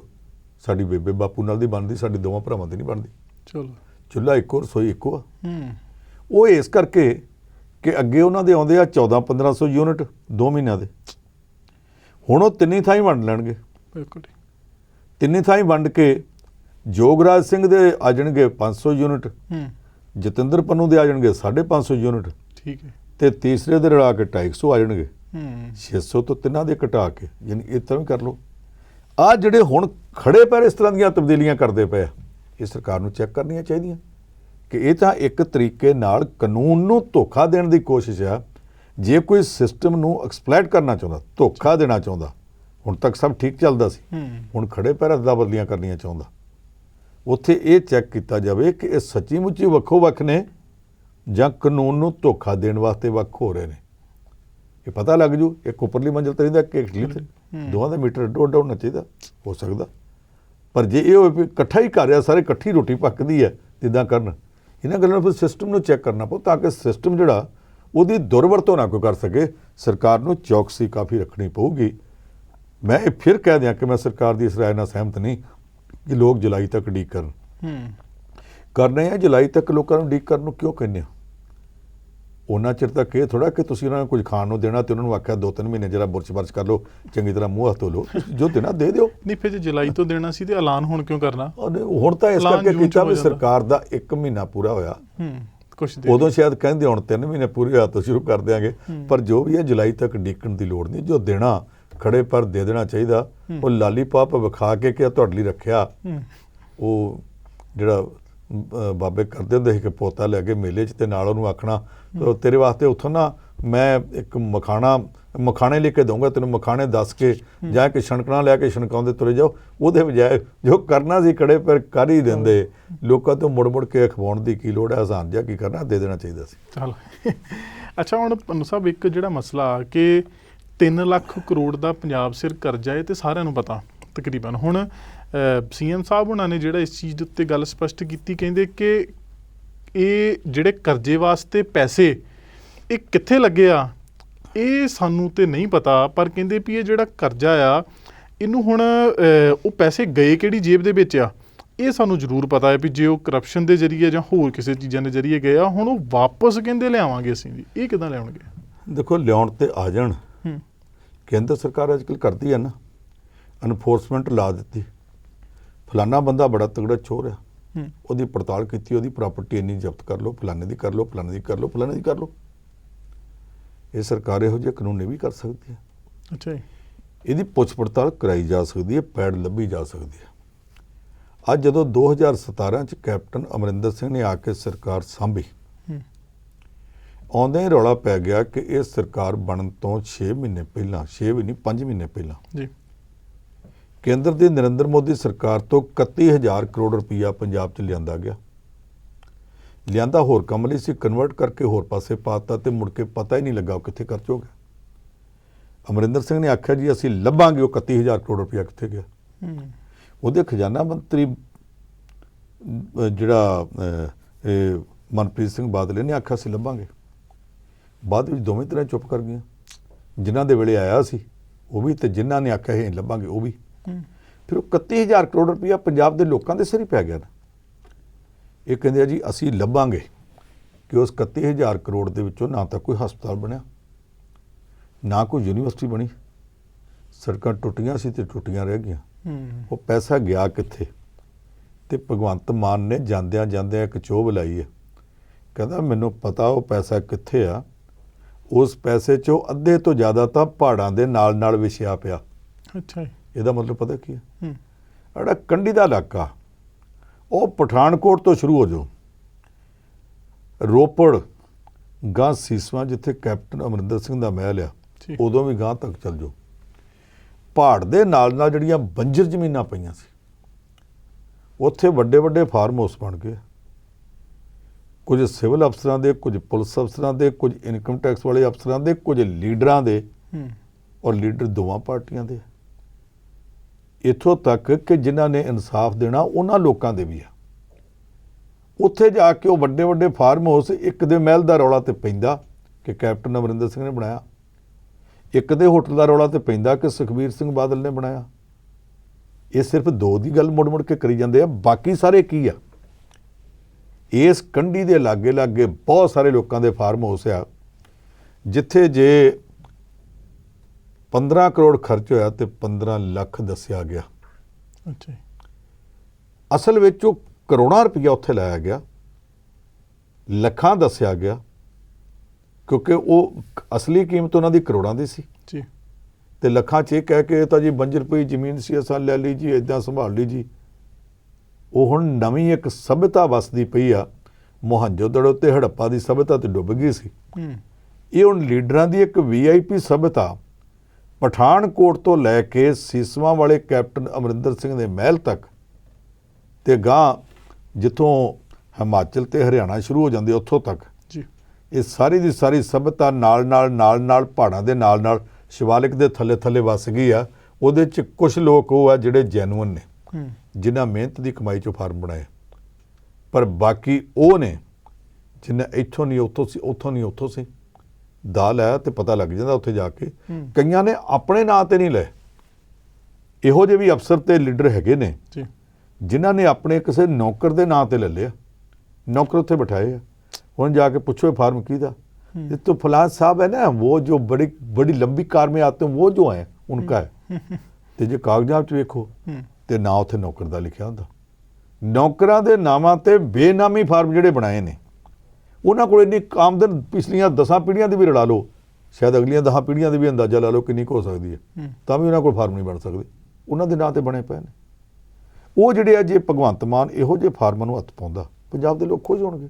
ਉਹ ਕਹਿਣਗੇ ਜੀ ਜਿਹਨੇ ਜਿਹਨੇ ਖਾਧਾ ਕਢਾਓ, ਜਿਹਨੇ ਖਾਧੀਆਂ ਗਾਜਰਾਂ ਢਿੱਡ ਉਹਨਾਂ ਦੇ ਪੀੜ, ਲੋਕਾਂ ਨੂੰ ਕੀ ਹੈ, ਉਹ ਕਹਿਣਗੇ ਕੱਢ ਲਓ। ਪਰ ਉਹਦੇ ਵਿੱਚ ਤੇ ਫਿਰ ਪੰਨੂ ਸਾਹਿਬ ਅਫਸਰਸ਼ਾਹੀ ਵੀ ਕਾਫੀ ਨਾਲ ਰਗੜੀ ਜਾਣੀ। ਰਗੜੀ ਜਾਣੀ ਹੈ, ਬਿਲਕੁਲ ਰਗੜੇ ਜਾਣੇ, ਕਈ ਰਗੜੇ ਜਾਣੇ। ਇਹ ਵੀ ਹੋ ਸਕਦਾ ਅਫਸਰਾਂ 'ਚੋਂ ਅਫਸਰ ਇੱਕ ਦੂਜੇ ਦਾ ਬਚਾਅ ਵੀ ਕਰਨਗੇ, ਪਰ ਕਿੰਨੀਆਂ ਕੁ ਤਾਂ ਹੋਊ। ਪਰ ਜਿਹੜੀ ਗੱਲ ਦਾ ਪਵਾੜਾ ਉਹ ਇਹ ਆ ਕਿ ਗਿਣਤੀ ਬਹੁਤ ਵੱਡੀ ਇਹੋ ਜਿਹੇ ਲੋਕਾਂ ਦੀ ਜਿਨ੍ਹਾਂ ਨੇ ਇੱਦਾਂ ਦੇ ਫਾਰਮ ਬਣਾਏ ਆ। ਔਰ ਇਹ ਵੀ ਹੁੰਦਾ ਕਿ ਜਿਹੜੇ ਅਸਲੀ ਹੈਗੇ ਨੇ ਜਿਨ੍ਹਾਂ ਨੇ ਚੋਰੀ ਦੇ ਬਣਾਏ ਨੇ ਉਹਨਾਂ ਨੂੰ ਛੱਡ ਕੇ ਵਿੱਚ ਜਿਹੜਾ ਕਿਸੇ ਨੇ ਕੋਈ ਮਿਹਨਤ ਨਾਲ ਬਣਾਇਆ ਤੇ ਪਹਿਲਾਂ ਦਾ ਖਰੀਦਿਆ, ਛੱਪਾ ਉਹਨਾਂ ਤੇ ਜਾ ਕੇ ਪੈ ਜਾਣਾ। ਇਹ ਵੀ ਹੁੰਦਾ। ਇਹ ਸਾਰਾ ਕੁਝ ਚੈੱਕ ਕਰਨਾ ਪਵੇਗਾ ਕਿ ਕਿਤੇ ਚੋਰਾਂ ਨੂੰ ਛੱਡ ਕੇ ਮੋਰਾਂ ਦੇ ਦੁਆਲੇ ਤਾਂ ਨਹੀਂ ਹੋਏ ਫਿਰਦੇ ਜੀ। ਉਹ ਸਭ ਕੁਝ ਚੈੱਕ ਕਰਨਾ ਪਊ ਨਵੀਂ ਸਰਕਾਰ ਨੂੰ। ਚਲੋ ਜੀ, ਅੱਛਾ ਹੁਣ ਜੇ ਘੇਰਨ ਦੀ ਗੱਲ ਹੀ ਆ ਤੇ ਹੁਣ ਜਿਹੜੇ ਸਾਬਕਾ ਮੁੱਖ ਮੰਤਰੀ ਚਰਨਜੀਤ ਸਿੰਘ ਚੰਨੀ ਨੇ ਉਹਨਾਂ ਨੂੰ ਈਡੀ ਦਾ ਘੇਰਾ ਪਿਆ ਜੀ ਜਿਹੜਾ, ਹੁਣ ਉਸ ਘੇਰੇ 'ਚੋਂ ਕੀ ਲੱਗਦਾ ਕਿ ਚੰਨੀ ਸਾਹਿਬ ਕੋਲੋਂ ਨਿਕਲਿਆ ਜਾਊਗਾ ਕਿ ਜਾਂ ਫਿਰ ਕੀ ਮਾਹੌਲ ਬਣ ਸਕਦਾ? ਦੇਖੋ ਈਡੀ ਕਾਹਦੀ, ਹੁਣ ਤਾਂ ABCD ਸਾਰੀ ਉਹਨੂੰ ਪੜਾਉਣਗੇ ਅਗਲੇ। ਅੱਛਾ, ਉਹ ਜਿਸ ਦਿਨ ਚਰਨਜੀਤ ਸਿੰਘ ਚੰਨੀ ਨੇ ਮੁੱਖ ਮੰਤਰੀ ਦੇ ਤੌਰ ਤੇ ਸਹੁੰ ਚੁੱਕੀ ਸੀ ਜੀ, ਉਹਦੇ ਸਹੁੰ ਚੁੱਕਣ ਤੋਂ 1 ਘੰਟਾ ਬਾਅਦ ਪ੍ਰਾਈਮ ਡਿਸਕਸ਼ਨ ਦਾ ਪ੍ਰੋਗਰਾਮ ਹੋਇਆ ਤੇ ਮੈਂ ਪਹਿਲਾ ਬੰਦਾ ਸੀ ਜਿਹਨੇ ਆਖਿਆ ਸੀ ਪੰਜਾਬ ਦੇ ਵਿੱਚ ਲੋਕਤੰਤਰ ਦਾ ਝੰਡਾ ਇੰਨਾ ਉੱਚਾ ਹੋ ਗਿਆ ਕਿ ਰਾਜੇ ਦੇ ਘਰ ਜੰਮਿਆ ਜਿਹੜਾ ਸੀ, ਆਪਣੇ ਆਪ ਨੂੰ ਮਹਾਰਾਜਾ ਕਹਿੰਦਾ ਸੀ, ਉਹਨੂੰ ਕੁਰਸੀ ਤੋਂ ਉਠਾ ਕੇ ਉਹਦੀ ਥਾਂ ਤੇ ਉਹ ਬੰਦਾ ਬਿਠਾਤਾ ਜਿਹੜਾ ਸਭ ਤੋਂ ਗਰੀਬ ਪਰਿਵਾਰ 'ਚ, ਦਲਿਤ ਪਰਿਵਾਰ ਵਿੱਚ ਪੈਦਾ ਹੋਇਆ ਸੀ। ਇਹ ਲੋਕਤੰਤਰ ਦਾ ਦਬਦਬਾ, ਲੋਕਤੰਤਰ ਦਾ ਮਾਣ ਸਨਮਾਨ ਆ। ਚਰਨਜੀਤ ਸਿੰਘ ਚੰਨੀ ਤੇਰਾ ਨਹੀਂ, ਇਹ ਲੋਕਤੰਤਰ ਦਾ ਮਾਣ ਬੁਲੰਦ ਹੋਇਆ। ਅੱਗੋਂ ਇਹਨੂੰ ਉਸ ਮਾਣ ਸਨਮਾਨ ਦੀ ਲਾਜ ਰੱਖਣੀ ਚਾਹੀਦੀ ਸੀ, ਇਹ ਲਾਜ ਨਹੀਂ ਰੱਖ ਸਕਿਆ। ਜੇ ਇਹਦਾ ਪਰਿਵਾਰ ਆਉਂਦਿਆਂ ਹੀ ਕਰੋੜਾਂ ਦੀਆਂ ਗੱਡੀਆਂ ਲੈਣ ਲੱਗ ਪਿਆ, ਜੇ ਇਹਦਾ ਭਾਣਜਾ, ਸਾਲੀ ਦਾ ਮੁੰਡਾ, ਸਾਲੀ ਨੂੰ ਵੀ ਆਪਣੇ ਘਰਵਾਲੀ ਦੀ ਭੈਣ ਨੂੰ ਜੇ ਵੱਡੀ ਹੋਵੇ ਤੇ ਭੈਣ ਜੀ ਆਖੀਦਾ ਜੀ, ਇਹ ਕਰਕੇ ਭਣੇਵਾ ਬਣ ਜਾਂਦਾ। ਉਹ ਜਿਹੜਾ ਭਣੇਵਾ, ਉਹਦੇ ਉੱਤੇ ਈਡੀ ਦੇ ਛਾਪੇ ਵੱਜੇ, 10 ਕਰੋੜ ਰੁਪਏ ਫੜੇ ਜਾਣ ਤੇ ਗਿਣਤੀ ਕਰਨ ਵਾਸਤੇ ਮਸ਼ੀਨਾਂ ਲਿਆਉਣੀਆਂ ਪੈਣ, ਉਹਦੇ ਕੋਲ ਸਰਕਾਰੀ ਜਿਪਸੀਆਂ ਮਿਲਣ ਤੇ ਬਲੈਕ ਕੈਟ ਕਮਾਂਡੋ ਮਿਲਣ, ਉਹ ਪਿੰਡ ਦਾ ਪੰਚ ਸਰਪੰਚ ਵੀ ਨਾ ਹੋਵੇ ਤੇ ਉਹਦੀ ਪ੍ਰਾਈਵੇਟ ਗੱਡੀ ਦੇ ਉੱਤੇ MLA ਦਾ ਸਰਕਾਰੀ ਸਟicker ਲੱਗਾ ਹੋਵੇ, ਤੇ ਉਹ ਤਾਂ ਹੀ ਲੱਗ ਸਕਦਾ ਜੇ ਮੁੰਡੇ ਦਾ ਮਾਸੜ ਮੁੱਖ ਮੰਤਰੀ ਹੈ। ਮਾਸੜ ਮੁੱਖ ਮੰਤਰੀ, ਮੁੰਡਾ MLA ਬਣ ਗਿਆ ਆਪੇ। ਉਹ ਕਿੱਦਾਂ ਲੱਗ ਗਿਆ? ਇਹਦਾ ਮਤਲਬ ਕਿ ਸਾਰਾ ਕੁਝ ਮਿਲ ਕੇ ਚੱਲਦਾ ਸੀ। ਸਭ ਤੋਂ ਵੱਡੀ ਗੱਲ ਇਹ ਕਿ ਜਦੋਂ ਈਡੀ ਨੇ ਛਾਪਾ ਮਾਰਿਆ, ਉਹਦੇ ਘਰੋਂ ਫਾਈਲਾਂ ਫੜੀਆਂ ਗਈਆਂ। ਸਾਡੇ ਕੋਲ ਇੱਕ ਪੁਰਾਣਾ ਕੇਸ ਹੈ ਕਿ ਇੱਕ ਹਾਈ ਕੋਰਟ ਦੇ ਜੱਜ ਸਾਹਿਬ, ਉਹਨਾਂ ਨੂੰ ਅਸਤੀਫਾ ਦੇਣਾ ਪਿਆ। ਵੈਸੇ ਅਸਤੀਫਾ ਨਹੀਂ ਸੀ ਲੈਣਾ ਚਾਹੀਦਾ, ਉਹਨੂੰ ਡਿਸਮਿਸ ਕਰਨਾ ਚਾਹੀਦਾ ਸੀ। ਇੱਕ ਵਾਰੀ ਇਨਕਮ ਟੈਕਸ ਨੇ ਛਾਪੇ ਮਾਰੇ ਤੇ ਇੱਕ ਚਾਰਟਰਡ ਅਕਾਊਂਟੈਂਟ ਤੇ ਛਾਪਾ ਪੈ ਗਿਆ। ਉਹਦੇ ਘਰੋਂ ਫਾਈਲਾਂ ਫੜੀਆਂ ਗਈਆਂ, ਜਿਹੜੀਆਂ ਫਾਈਲਾਂ ਹਾਈ ਕੋਰਟ 'ਚ ਕੇਸ ਲੱਗਾ ਸੀ। ਕੇਸ ਦੇ ਵਿੱਚ ਜਿਹੜੀ ਦੋਸ਼ੀ ਪਾਰਟੀ ਸੀ, ਉਹਨਾਂ ਦਾ ਵਕੀਲ ਉਹ ਚਾਰਟਰਡ ਅਕਾਊਂਟੈਂਟ ਤੇ ਉਹਦਾ ਭਰਾ ਸੀ, ਇੱਕ ਭਰਾ ਵਕੀਲ, ਇੱਕ ਚਾਰਟਰਡ ਅਕਾਊਂਟੈਂਟ ਜੀ। ਉੱਥੋਂ ਜੱਜ ਸਾਹਿਬ ਨੇ ਆਪਣੇ ਘਰ ਫਾਈਲਾਂ ਮੰਗਾਈਆਂ ਕਿ ਮੈਂ ਇਸ ਕੇਸ ਦਾ ਡਿਸੀਜਨ ਲਿਖਣਾ, ਤੇ ਫਾਈਲਾਂ ਭੇਜ ਦਿੱਤੀਆਂ ਚਾਰਟਰਡ ਅਕਾਊਂਟੈਂਟ ਕੋਲ ਵੀ ਤੂੰ ਤੇ ਤੇਰਾ ਭਰਾ ਵਕੀਲ ਹੈ, ਤੁਸੀਂ ਰਲ ਕੇ ਤੇ ਡਿਸੀਜਨ ਲਿਖ ਕੇ ਸਵੇਰ ਤੱਕ ਮੇਰੇ ਕੋਲ ਪਹੁੰਚਾ ਦਿਓ, ਸਵੇਰੇ ਜਾ ਕੇ ਮੈਂ ਅਦਾਲਤ ਵਿੱਚ ਪੜ੍ਹ ਦੂੰ। ਰਾਤ ਨੂੰ ਇਨਕਮ ਟੈਕਸ ਦਾ ਰੇਡ ਹੋ ਗਿਆ, ਫਾਈਲਾਂ ਉੱਥੋਂ ਫੜੀਆਂ ਗਈਆਂ। ਹਾਈ ਕੋਰਟ ਦੀਆਂ ਫਾਈਲਾਂ ਜਿਹੜੀਆਂ ਜੱਜ ਸਾਹਿਬ ਨੇ ਆਪਣੇ ਘਰ ਮੰਗਾਈਆਂ ਸੀ, ਉਹਨਾਂ ਦੇ ਘਰ ਫੜੀਆਂ ਗਈਆਂ। ਜੱਜ ਸਾਹਿਬ ਨੇ ਪਤਨੀ ਦੀ ਬਿਮਾਰੀ ਦਾ ਬਹਾਨਾ ਕਰਕੇ ਅਗਲੇ ਦਿਨ ਅਸਤੀਫਾ ਦੇ ਦਿੱਤਾ, ਘਰ ਚਲੇ ਗਏ ਸੀ ਜੀ। ਹੁਣ ਕੀ ਹੋਇਆ ਕਿ ਚਰਨਜੀਤ ਸਿੰਘ ਚੰਨੀ ਦੀ ਸਾਲੀ ਦੇ ਮੁੰਡੇ ਕੋਲੋਂ ਐਨਫੋਰਸਮੈਂਟ ਡਾਇਰੈਕਟੋਰੇਟ ਨੇ ਉਹ ਡਾਕੂਮੈਂਟਸ ਫੜ ਲਏ, ਉਹ ਫਾਈਲਾਂ ਫੜ ਲਈਆਂ ਜਿਹੜੀਆਂ ਫਾਈਲਾਂ 'ਚ ਇਹ ਦਰਜ ਸੀ ਕਿ ਫਲਾਨਾ ਵੱਡਾ ਪੁਲਿਸ ਅਫਸਰ ਤੇ ਫਲਾਨਾ ਵੱਡਾ IAS ਅਫਸਰ ਇਹ ਪਹਿਲਾਂ ਕਿਹੜੀ ਸੀਟ ਤੇ ਸੀ ਤੇ ਹੁਣ ਇਹਨੂੰ ਅੱਗੋਂ ਕਿਹੜੇ ਥਾਂ ਟਰਾਂਸਫਰ ਕਰਨੀਆਂ ਜੀ। ਅਫਸਰਾਂ ਦੀਆਂ ਟਰਾਂਸਫਰਾਂ ਦੀਆਂ ਫਾਈਲਾਂ ਜਾਂ ਤਾਂ ਮੁੱਖ ਮੰਤਰੀ ਕੋਲ, ਚੀਫ ਮਿਨਿਸਟਰ ਕੋਲ ਹੋ ਸਕਦੀਆਂ, ਜਾਂ ਚੀਫ ਸੈਕਟਰੀ ਕੋਲ ਹੋ ਸਕਦੀਆਂ। ਜੀ ਉਹ ਉਸ ਮੁੰਡੇ ਕੋਲ ਕਿਉਂ ਚਲੀਆਂ ਗਈਆਂ? ਮੁੰਡੇ ਨੇ ਪੁੱਛ ਕੇ ਫਿਰ ਵਿੱਚ ਈਡੀ ਵਾਲਿਆਂ ਨੂੰ ਦੱਸਤਾ ਕਿ ਇਹ ਤਾਂ ਜੀ ਫਿਰ ਉਹ ਸਾਰੇ ਮੇਰੇ ਕੋਲ ਆਉਂਦੇ ਹੁੰਦੇ ਸੀ, ਸੌਦਾ ਮੇਰੇ ਕੋਲ ਮਾਰਦੇ ਸੀ, ਮੈਂ ਮਾਸੜ ਜੀ ਨੂੰ ਕਹਿੰਦਾ ਸਾਂ, ਮਾਸੜ ਜੀ ਚੀਫ ਸੈਕਟਰੀ ਨੂੰ ਕਹਿ ਦਿੰਦੇ ਸੀ ਤੇ ਚੀਫ ਸੈਕਟਰੀ ਦਸਤਖਤ ਕਰ ਦਿੰਦਾ ਸੀ। ਆ 2-3 ਦਿਨ ਪਹਿਲਾਂ ਚਰਨਜੀਤ ਸਿੰਘ ਚੰਨੀ ਨੂੰ ਸੱਦ ਕੇ ਪੁੱਛਿਆ, 5-6 ਘੰਟੇ ਪੁੱਛ ਪੜਤਾਲ ਹੋਈ ਆ, ਇਹਨੇ ਸਾਰੀਆਂ ਗੱਲਾਂ ਪੈਰਾਂ ਤੇ ਪਾਣੀ ਨਹੀਂ ਪੈਣ ਦਿੱਤਾ। ਪੰਜਾਬੀ 'ਚ ਕਹੋ ਤੇ ਨੱਕ ਤੇ ਮੱਖੀ ਨਹੀਂ ਇਹਨੇ ਬਹਿਣ ਦਿੱਤੀ। ਇਹਨੇ ਆਖਿਆ ਮੈਨੂੰ ਤਾਂ ਪਤਾ ਹੀ ਕੱਖ ਨਹੀਂ, ਮੁੰਡਾ ਜਾਣਦਾ ਉਹ, ਮੈਂ ਤਾਂ ਕਦੇ ਆਰਡਰ ਨਹੀਂ ਕੀਤੇ, ਮੇਰੇ ਤਾਂ ਕਦੇ ਦਸਤਖਤ ਹੀ ਨਹੀਂ, ਦਸਤਖਤ ਅਫਸਰਾਂ ਦੇ। ਵੀ ਦਸਤਖਤ ਤਾਂ ਅਮਰਿੰਦਰ ਸਿੰਘ ਮੁੱਖ ਮੰਤਰੀ ਹੋਵੇ, ਪ੍ਰਕਾਸ਼ ਸਿੰਘ ਬਾਦਲ ਜਾਂ ਭਗਵੰਤ ਮਾਨ, ਕਿਸੇ ਦੇ ਵੀ ਨਹੀਂ ਹੁੰਦੇ, ਚਰਨਜੀਤ ਸਿੰਘ ਚੰਨੀ ਦੇ ਵੀ ਨਹੀਂ ਹੋਣੇ। ਦਸਤਖਤ ਤਾਂ ਹੋਣੇ ਅਫਸਰਾਂ ਦੇ, ਚੀਫ ਸੈਕਟਰੀ ਦੇ ਹੋਣੇ ਆ, ਹੋਮ ਸੈਕਟਰੀ ਦੇ ਹੋਣੇ ਆ। ਪਰ ਉਹ ਅਫਸਰ ਕਰਦੇ ਉਦੋਂ ਆ ਜਦੋਂ ਉਹਨਾਂ ਨੂੰ ਮੌਕੇ ਦਾ ਮੁੱਖ ਮੰਤਰੀ ਕਹਿੰਦਾ, ਉੱਦਾਂ ਨਹੀਂ ਕਰਦੇ। ਉਹ ਬਿਠਾਈ ਭਰੋਸੇ ਵਾਲੇ ਹੁੰਦੇ ਆ ਕਿ ਜੋ ਮੈਂ ਆਖਾਂ ਤੁਸੀਂ ਉਹ ਕਰਨਾ। ਹੁਣ ਜਦੋਂ ਮੁੰਡੇ ਨੇ ਆਖਿਆ ਕਿ ਗੱਲ ਮੇਰੇ ਨਾਲ ਪੁੱਗਦੀ ਸੀ, ਮੈਂ ਮਾਸੜ ਨੂੰ ਕਹਿੰਦਾ ਸਾਂ, ਮਾਸੜ ਚੀਫ ਸੈਕਟਰੀ ਨੂੰ ਕਹਿ ਦਿੰਦਾ ਸੀ, ਰਾਤੋਂ ਰਾਤ ਆਰਡਰ ਹੋ ਜਾਂਦੇ ਸੀ। ਔਰ ਰੌਲਾ ਪੈਂਦਾ ਰਿਹਾ ਕਿ ਰਾਤ ਨੂੰ 11 ਵਜੇ ਤੋਂ ਬਾਅਦ ਜਾ ਕੇ ਆਰਡਰ ਹੁੰਦੇ ਨੇ। ਇਹ ਹੁਣ ਐਨਫੋਰਸਮੈਂਟ ਡਾਇਰੈਕਟੋਰੇਟ ਨੇ ਆਖਿਆ ਠੀਕ ਆ ਜੀ, ਤੁਸੀਂ ਸਾਡੀ ਪੁੱਛਗਿੱਛ ਚੰਨੀ ਸਾਹਿਬ ਤੁਹਾਨੂੰ ਨਹੀਂ ਦੱਸਿਆ, ਨਾ ਸਹੀ ਜਾਓ ਤੁਸੀਂ। ਅਗਲੇ ਦਿਨ ਉਹਨਾਂ ਦਿੱਲੀ ਤੋਂ ਬਿਆਨ ਦੇ ਦਿੱਤਾ, ਕਹਿੰਦੇ ਜੀ ਮੁੱਖ ਮੰਤਰੀ ਹੁੰਦਿਆਂ ਚਰਨਜੀਤ ਸਿੰਘ ਚੰਨੀ ਨੇ ਜਿਹੜੇ ਅਫਸਰਾਂ ਨੂੰ chief secretary, principal chief secretary ਜੋ ਕੁਝ ਉੱਥੇ ਲਾਏ ਸਨ, ਜਿਨ੍ਹਾਂ ਦੇ ਹੱਥ ਕਮਾਂਡ ਦਿੱਤੀ ਸੀ ਇਹਨਾਂ ਟਰਾਂਸਫਰਾਂ ਦੀ, ਹੁਣ ਤਾਂ ਅਸੀਂ ਸੱਦ ਕੇ ਉਹਨਾਂ ਦੀ ਪੁੱਛਗਿੱਛ ਕਰਾਂਗੇ ਵੀ ਜਿਹੜੀਆਂ ਟਰਾਂਸਫਰਾਂ ਹੋਈਆਂ ਇਹਨਾਂ ਦੇ ਆਰਡਰ ਤੁਸੀਂ ਕਰਦੇ ਸੀ, ਇਹਨਾਂ ਦੀਆਂ ਫਾਈਲਾਂ ਉਸ ਮੁੰਡੇ ਕੋਲ ਮਿਲੀਆਂ ਨੇ, ਫਾਈਲਾਂ ਮੁੰਡੇ ਕੋਲ ਸੀ, ਤੁਸੀਂ ਆਰਡਰ ਕਿੱਦਾਂ ਕਰਦੇ ਸੀ, ਕਿਹਦੇ ਕਹਿਣ ਤੇ ਕਰਦੇ ਸੀ? ਤੇ ਜੇ ਉਹਨਾਂ ਨੇ ਕਹਿਤਾ ਜੀ ਸਾਨੂੰ ਚੰਨੀ ਸਾਹਿਬ ਕਹਿੰਦੇ ਸੀ ਤੇ ਕਰ ਦਿੰਦੇ ਸਾਂ, ਫਿਰ ਚੰਨੀ ਨੂੰ ਈਡੀ ਕੀ ABCDEFG ਸਾਰਾ ਕੁਝ ਅਪ ਟੂ Z ਸਭ ਕੁਝ ਦੱਸਣਾ ਪਏਗਾ, ਕਿੰਨੀ ਕੁ ਦੇਰ ਪਏਗਾ। ਇਸ ਕਰਕੇ ਚਰਨਜੀਤ ਸਿੰਘ ਚੰਨੀ ਇਸ ਕੇਸ ਦੇ ਵਿੱਚ ਬਹੁਤ ਕਸੂਤਾ ਫਸਦਾ ਜਾ ਰਿਹਾ, ਉਹਦੇ ਬਚਾਅ ਦੇ ਚਾਂਸਸ ਘੱਟ ਨੇ। ਅੱਛਾ, ਆਪਾਂ ਹੁਣ ਥੋੜੀ ਆਪੋਜੀਸ਼ਨ ਦੀ ਗੱਲ ਵੀ ਕਰਨੀ ਸੀ ਜੀ ਪੰਜਾਬ ਵਿੱਚ, ਪਰ ਇੱਕ ਹੁਣ ਝੋਨੇ ਦੀ ਬਿਜਾਈ ਸਮੇਂ ਬਿਜਲੀ ਤੇ ਪਾਣੀ ਦੀ ਸਮੱਸਿਆਵਾਂ ਦੇ ਨਿਬੇੜੇ ਵਾਸਤੇ ਕਿਸਾਨ ਜਥੇਬੰਦੀਆਂ ਨੇ CM ਭਗਵੰਤ ਸਿੰਘ ਮਾਨ ਹੋਣਾ ਨਾਲ ਮੀਟਿੰਗ ਜਿਹੜੀ ਉਹ ਕੀਤੀ ਆ ਜੀ। ਉਹ ਇੰਨੀ ਅਗੇਤੀ ਮੀਟਿੰਗ ਕਰਨ ਦਾ ਕੀ ਕਾਰਨ, ਕਿ ਹੋਰ ਇਹਦੇ ਵਿੱਚੋਂ ਕੀ ਕੁਝ ਨਿਕਲ ਕੇ ਆ ਸਕਦਾ, ਜਾਂ ਸਿਰਫ ਇਸ ਮਸਲੇ ਦੇ ਉੱਤੇ ਮੀਟਿੰਗ ਹੋਈ? ਨਹੀਂ, ਅਗੇਤੀ ਕੋਈ ਨਹੀਂ, ਮੈਂ ਤਾਂ ਸਮਝਦਾ ਇਹ ਤੋਂ ਵੀ 15 ਦਿਨ ਪਹਿਲਾਂ ਕਰਨੀ ਚਾਹੀਦੀ ਸੀ। ਅੱਛਾ, ਜਿਹੜੇ ਕਿਸਾਨ ਲੀਡਰ ਇਸ ਮੀਟਿੰਗ ਵਿੱਚ ਮੁੱਖ ਮੰਤਰੀ ਕੋਲ ਗਏ ਆ, ਉਹਨਾਂ ਸਾਰਿਆਂ ਨੂੰ ਬਾਹਰ ਪੱਤਰਕਾਰ ਨੇ ਪੁੱਛਿਆ ਤੇ ਉਹਨਾਂ ਆਖਿਆ ਜੀ ਮੀਟਿੰਗ ਇਸ ਤਰ੍ਹਾਂ ਨਹੀਂ ਹੋਈ ਜਿਵੇਂ ਮੁੱਖ ਮੰਤਰੀ ਸਾਡੇ ਨਾਲ ਕਰਦੇ ਆ। ਕੁਝ ਤਾਂ ਟੋਨ ਮੁੱਖ ਮੰਤਰੀਆਂ ਵਾਲੀ ਹੈਗੀ ਸੀ, ਬਾਕੀ ਕਿਉਂਕਿ ਕਿਸਾਨ ਪਰਿਵਾਰ ਚੋਂ ਆਇਆ, ਉਹਨੇ ਸਾਡੇ ਨਾਲ ਗੱਲਬਾਤ ਇਸ ਤਰ੍ਹਾਂ ਕੀਤੀ ਹੈ ਜਿਵੇਂ ਕੋਈ ਬੱਚਾ ਆਪਣੇ ਵੱਡਿਆਂ ਨਾਲ ਕਰਦਾ ਤੇ ਢੰਗ ਨਾਲ ਕੀਤੀ ਆ। ਉਹਨੇ ਸਾਨੂੰ ਆਖਿਆ ਕਿ ਪਾਣੀ ਦੀ ਬੜੀ ਘਾਟ ਹੈ ਪੰਜਾਬ 'ਚ, ਆਪਾਂ ਫਸਲਾਂ ਦਾ ਚੱਕਰ ਬਦਲੀਏ ਪੰਜਾਬ ਬਚਾਉਣਾ।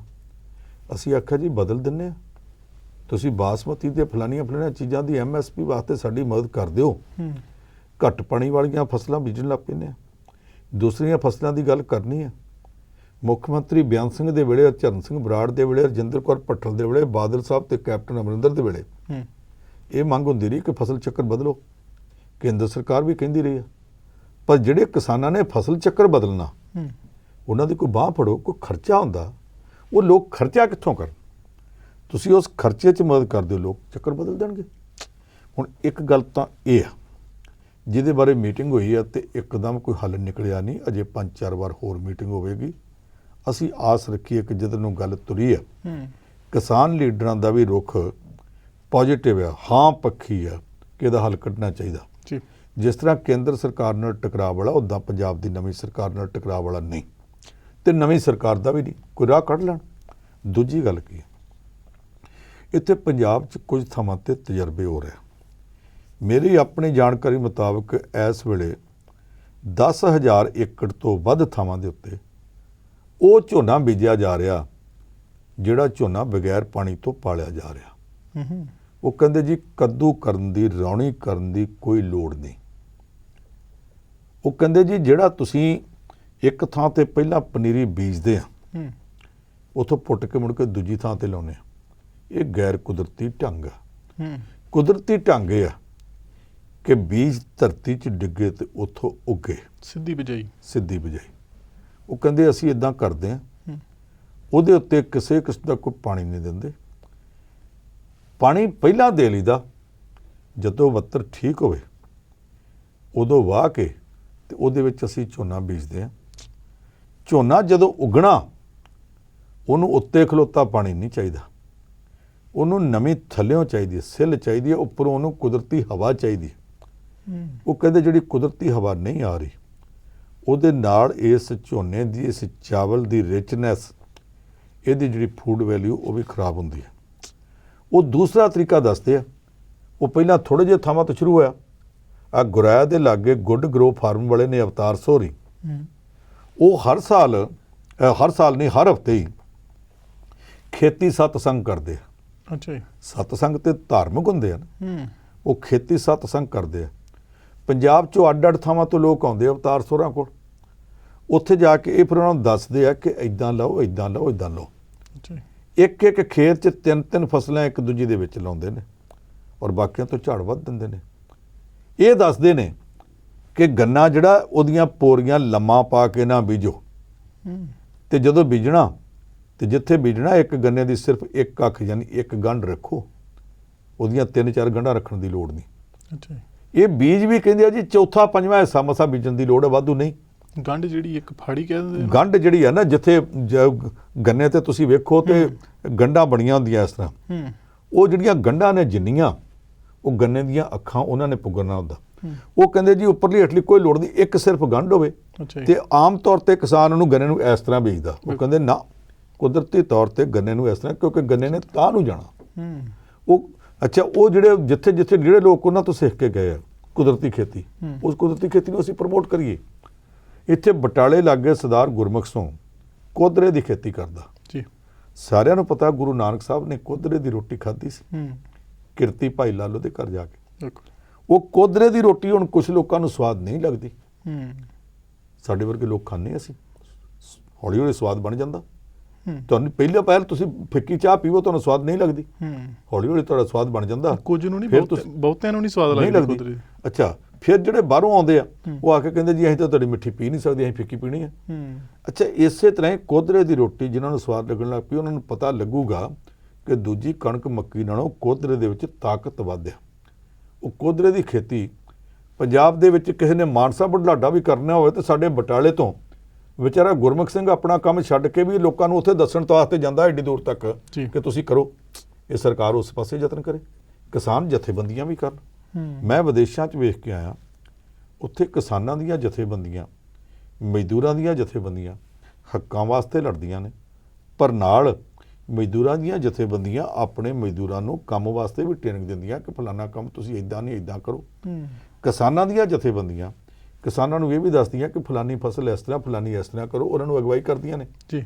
ਸਾਡੀਆਂ ਕਿਸਾਨ ਜਥੇਬੰਦੀਆਂ ਜੇ 1.25 ਸਾਲ ਦਿੱਲੀ ਦੇ ਬਾਰਡਰਾਂ ਤੇ ਜਾ ਕੇ ਮੋਰਚਾ ਚਲਾ ਸਕਦੀਆਂ, ਇਹਨਾਂ ਗੱਲਾਂ ਵਾਸਤੇ ਵੀ ਅਗਵਾਈ ਕਰਨੀ ਚਾਹੀਦੀ ਹੈ ਜੀ। ਪੰਜਾਬ ਦੇ ਮੁੱਖ ਮੰਤਰੀ ਨੂੰ ਸ਼ਾਇਦ ਅਜੇ ਤੱਕ ਪਤਾ ਨਹੀਂ ਕਿ ਕੁਦਰਤੀ ਖੇਤੀ 'ਚ ਪਾਣੀ ਤੋਂ ਬਗੈਰ ਵੀ ਝੋਨੇ ਦਾ ਝਾੜ ਓਨਾ ਲਿਆ ਜਾ ਸਕਦਾ ਜਿੰਨਾ ਪਾਣੀ ਖੜਾ ਕਰਕੇ ਲਿਆ ਜਾਂਦਾ। ਇਹ ਸਾਡੇ ਪੰਜਾਬ ਦੀ ਬਦਕਿਸਮਤੀ ਆ ਕਿ ਅਸੀਂ ਝੋਨੇ ਦੇ ਉੱਤੇ ਅੰਨ੍ਹੇਵਾਹ ਪਾਣੀ ਫੂਕ ਰਹੇ ਹਾਂ, ਪਰ ਇਹ ਚੌਲ ਉਹ ਫਸਲ ਆ ਜਿਹੜੀ ਅਸੀਂ ਪੰਜਾਬੀ ਖਾਂਦੇ ਨਹੀਂ, ਬਾਕੀ ਹਿੰਦੁਸਤਾਨ ਨੂੰ ਦਿੰਦੇ ਹਾਂ। ਅਸੀਂ ਤਾਂ ਰੋਟੀਆਂ ਖਾਣ ਵਾਲੇ ਆ, ਸਾਨੂੰ ਕਣਕ ਦੀ ਰੋਟੀ ਵੀ ਸਵਾਦ ਲੱਗਦੀ, ਮੱਕੀ ਦੀ ਵੀ ਸਵਾਦ ਲੱਗਦੀ, ਕਦੇ ਕਦੇ ਅਸੀਂ ਬਾਜਰੇ ਦੀ ਵੀ ਖਾ ਲੈਂਦੇ ਹਾਂ, ਬੇਸਣ ਦੀ ਵੀ ਖਾ ਲੈਂਦੇ ਹਾਂ, ਪਰ ਚੌਲ ਸਾਡੇ ਚੋਂ ਕਿੰਨੇ ਕੁ ਖਾਂਦੇ ਆ? ਬਹੁਤ ਘੱਟ। ਸੈਕੰਡਰੀ ਆ ਗਿਆ, ਇਹ ਸੈਕੰਡਰੀ ਹੈ। ਅਸੀਂ ਦੂਸਰਿਆਂ ਵਾਸਤੇ ਚੌਲ ਪੈਦਾ ਕਰਦਿਆਂ ਪੰਜਾਬ ਦਾ ਪਾਣੀ ਜਿਹੜਾ ਮੇਰੇ ਵਰਗਿਆਂ ਲੋਕਾਂ ਨੇ ਬਚਪਨ ਦੇ ਵਿੱਚ 8-9 ਫੁੱਟ ਤੇ ਖੂਹਾਂ 'ਚ ਵੇਖਿਆ, ਟਿੰਡਾਂ ਨਾਲ ਪਾਣੀ ਕੱਢਦੇ ਹੁੰਦੇ ਸਾਂ।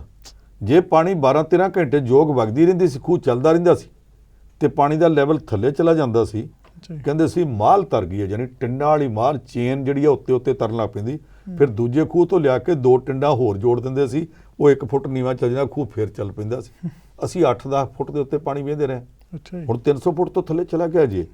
ਤੇ ਇਸ ਪਾਣੀ ਨੂੰ ਜਾਂਦੇ ਨੂੰ ਬਚਾਉਣਾ ਇਸ ਕਰਕੇ ਨਹੀਂ ਜ਼ਰੂਰੀ ਕਿ ਸਾਨੂੰ ਲੋੜ ਹੈ, ਇਸ ਕਰਕੇ ਜ਼ਰੂਰੀ ਹੈ ਕਿ ਜੇ ਨਾ ਬਚਿਆ ਤਾਂ ਸਾਡੇ ਬੱਚੇ ਕੀ ਕਰਨਗੇ, ਸਾਡਾ ਭਵਿੱਖ ਕੀ ਹੋਵੇਗਾ। ਉਹਦੇ ਵਾਸਤੇ ਸਾਰਿਆਂ ਨੂੰ ਯਤਨ ਕਰਨੇ ਚਾਹੀਦੇ ਆ।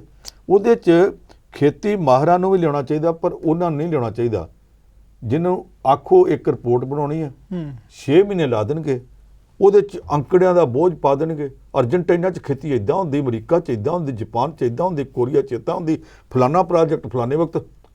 ਉਹ ਬੰਦੇ ਦਾ ਸਿਰ ਪੀੜ ਕਰਨ ਲੱਗ ਪੈਂਦਾ। 70 ਸਫ਼ਿਆਂ ਦੀ ਰਿਪੋਰਟ ਹੁੰਦੀ ਆ, ਵਿੱਚ ਲਿਖਿਆ ਫਲਾਣੇ ਆਹ ਲਿਖਿਆ, ਫਲਾਣੇ ਆਹ ਲਿਖਿਆ, ਪਰ ਤੁਸੀਂ ਸਵਾਹ ਲਿਖਿਆ ਆਪਣਾ ਕੁਝ ਵੀ ਨਹੀਂ ਦੋ ਚ ਉਹਨਾਂ ਦੇ ਮਾਹਰਾਂ ਦੇ ਪੱਲੇ ਨਾ ਪਾਓ। ਹੂੰ ਜਿੱਥੇ ਜਿੱਥੇ ਕੁਦਰਤੀ ਖੇਤੀ ਹੁੰਦੀ ਹੈ, ਜਿੱਥੇ ਜਿੱਥੇ ਕੁਦਰਤੀ ਖੇਤੀ ਦੇ ਨਤੀਜੇ ਕੱਢ ਕੇ ਨਾ ਵਿਖਾਏ ਆ। ਮੈਂ ਤੁਹਾਨੂੰ ਦੱਸ ਰਿਹਾ ਪੰਜਾਬ 'ਚ 10 ਥਾਵਾਂ ਤੇ ਇਹੋ ਜਿਹੀਆਂ ਨੇ। ਆ ਮੋਗੇ ਦੇ ਲਾਗੇ ਖੋਸਾ ਪਾਂਡੋ 'ਚ ਸੰਤ ਗੁਰਮੀਤ ਸਿੰਘ ਐਗਰੀਕਲਚਰ ਯੂਨੀਵਰਸਿਟੀ ਦਾ ਗ੍ਰੈਜੂਏਟ ਆ, ਉਹ ਲਾਗਲੇ 50 ਪਿੰਡਾਂ ਨੂੰ ਸੇਧ ਦਿੰਦਾ ਪਿਆ। ਇੱਥੇ ਇਦਾਂ ਦੇ ਕਈ ਥਾਵਾਂ ਤੇ ਨੇ ਜਿਹੜੇ ਲੋਕ ਚੰਗਾ ਕੰਮ ਕਰਦੇ ਪਏ। ਉਹਨਾਂ ਸਾਰਿਆਂ ਨੂੰ ਨਾਲ ਜੋੜੋ, ਪੰਜਾਬ ਦਾ ਵੀ ਭਲਾ ਹੋਵੇਗਾ, ਕਿਸਾਨੀ ਦਾ ਵੀ, ਸਾਡੀ ਇਕਾਨਮੀ ਦਾ ਵੀ। ਇਹ ਸਾਰੇ ਵਾਸਤੇ ਯਤਨ ਕਰਨੇ ਚਾਹੀਦੇ। ਬਿਲਕੁਲ ਜੀ। ਪੰਨੂ ਸਾਹਿਬ, ਵਿਰੋਧੀ ਧਿਰ ਦੇ ਵਿੱਚ ਕਾਂਗਰਸ ਪਾਰਟੀ ਹੈ, ਉਹਨਾਂ ਦੀ ਗੱਲ ਕਰ ਲਈਏ, ਕਿਉਂਕਿ ਕਾਂਗਰਸ ਪਾਰਟੀ ਦੇ ਇਸ ਵਕਤ ਤੇ ਪੰਜਾਬ ਪ੍ਰਧਾਨ ਰਾਜਾ ਵੜਿੰਗ ਤੇ ਦੂਸਰੇ ਬੰਨੇ ਸਾਬਕਾ ਪ੍ਰਧਾਨ ਨਵਜੋਤ ਸਿੰਘ ਸਿੱਧੂ, ਦੋਵੇਂ ਜਾਣੇ ਇੱਕ ਪ੍ਰਧਾਨ ਨੇ ਤੇ ਇੱਕ ਪਹਿਲਾਂ ਰਹਿ ਚੁੱਕੇ, ਉਹ ਆਪਣੀ ਐਕਟੀਵਿਟੀਜ਼ ਕਰ ਰਹੇ ਨੇ, ਆਪਣੇ ਲੀਡਰਾਂ ਨੂੰ ਜਾ ਕੇ ਮਿਲ ਰਹੇ ਨੇ, ਲੋਕਾਂ ਨੂੰ ਮਿਲ ਰਹੇ ਨੇ, ਮੰਡੀਆਂ 'ਚ ਵੀ ਜਾ ਰਹੇ ਨੇ, ਪਰ ਦੋਵੇਂ ਇਕੱਠੇ ਨਹੀਂ ਜਾ ਰਹੇ, ਪੈਰਲਲ ਸਰਗਰਮੀਆਂ ਕਰ ਰਹੇ ਆ ਜੀ। ਹੁਣ ਇਤੋਂ ਕੀ ਭਾਵ ਸਮਝੀਏ ਕਿ ਸਿੱਧੂ ਸਾਹਿਬ ਹੁਣਾ ਰਾਜਾ ਵੜਿੰਗ ਹੁਣਾਂ ਨੂੰ ਪ੍ਰਧਾਨ ਅਜੇ ਤੱਕ ਨਹੀਂ ਮੰਨਿਆ, ਕਿ ਜਾਂ ਫਿਰ ਉਹਨਾਂ ਨੇ ਆਪਣਾ ਘੋੜਾ ਉਸੇ ਤਰੀਕੇ ਨਾਲ ਚੜਾਉਣ ਨਾਲ? ਦੇਖੋ, ਨਵਜੋਤ ਸਿੱਧੂ ਬਾਰੇ ਇੱਕ ਤਾਂ ਮੇਰੇ ਮਨ 'ਚ ਸਾਫ਼ ਹੈ ਕਿ ਉਹ ਬੰਦਾ ਆਪ ਇਮਾਨਦਾਰ ਹੈ, ਉਹਨੇ ਕਦੇ ਮਤਲਬ ਕੋਈ ਬੇਈਮਾਨੀ ਨਹੀਂ ਕੀਤੀ। ਕੀਤੀ ਹੋਵੇ ਤਾਂ ਮੈਂ ਨਹੀਂ ਜਾਣਦਾ। ਦੂਜਾ ਇਹ ਹੈ ਕਿ 3 ਸਾਲ ਪਹਿਲਾਂ ਉਹਦੇ ਇਲਾਕੇ 'ਚ, ਉਹਦੇ ਆਪਣੇ ਚੋਣ ਹਲਕੇ 'ਚ ਕੁਝ ਲੋਕਾਂ ਦੀ ਫਸਲ ਸਪਾਰਕ ਹੋ ਕੇ ਅੱਗ ਲੱਗ ਕੇ ਸੜ ਗਈ। ਉਹਨੇ ਆਖਿਆ ਸਰਕਾਰ ਦੇ ਵੱਲੋਂ ਰਿਲੀਫ ਦੇ ਪੈਸੇ ਬਾਅਦ 'ਚ ਆਉਣਗੇ, ਜਿੰਨੇ ਲੱਖ ਬਣਦੇ ਮੈਂ ਪੱਲਿਓਂ ਦੇ ਦੇਣਾ। ਇਹ ਪਹਿਲਾ MLA ਸੀ ਜਿਹਨੇ ਕੀਤਾ। ਮੇਰੇ ਮਨ 'ਚ ਉਹਦੀ ਇੱਜ਼ਤ ਹੈ। ਪਰ ਇਸ ਪਾਸੋਂ ਇੱਜ਼ਤ ਹੈ, ਦੂਜੇ ਪਾਸੋਂ ਇਹ ਹੈ ਕਿ ਉਹ ਬੰਦਾ ਕਦੇ ਕਿਸੇ ਡਿਸਪਲਿਨ 'ਚ ਰਿਹਾ ਨਹੀਂ, ਡਿਸਪਲਿਨ 'ਚ ਰਹਿ ਨਹੀਂ ਸਕਦਾ।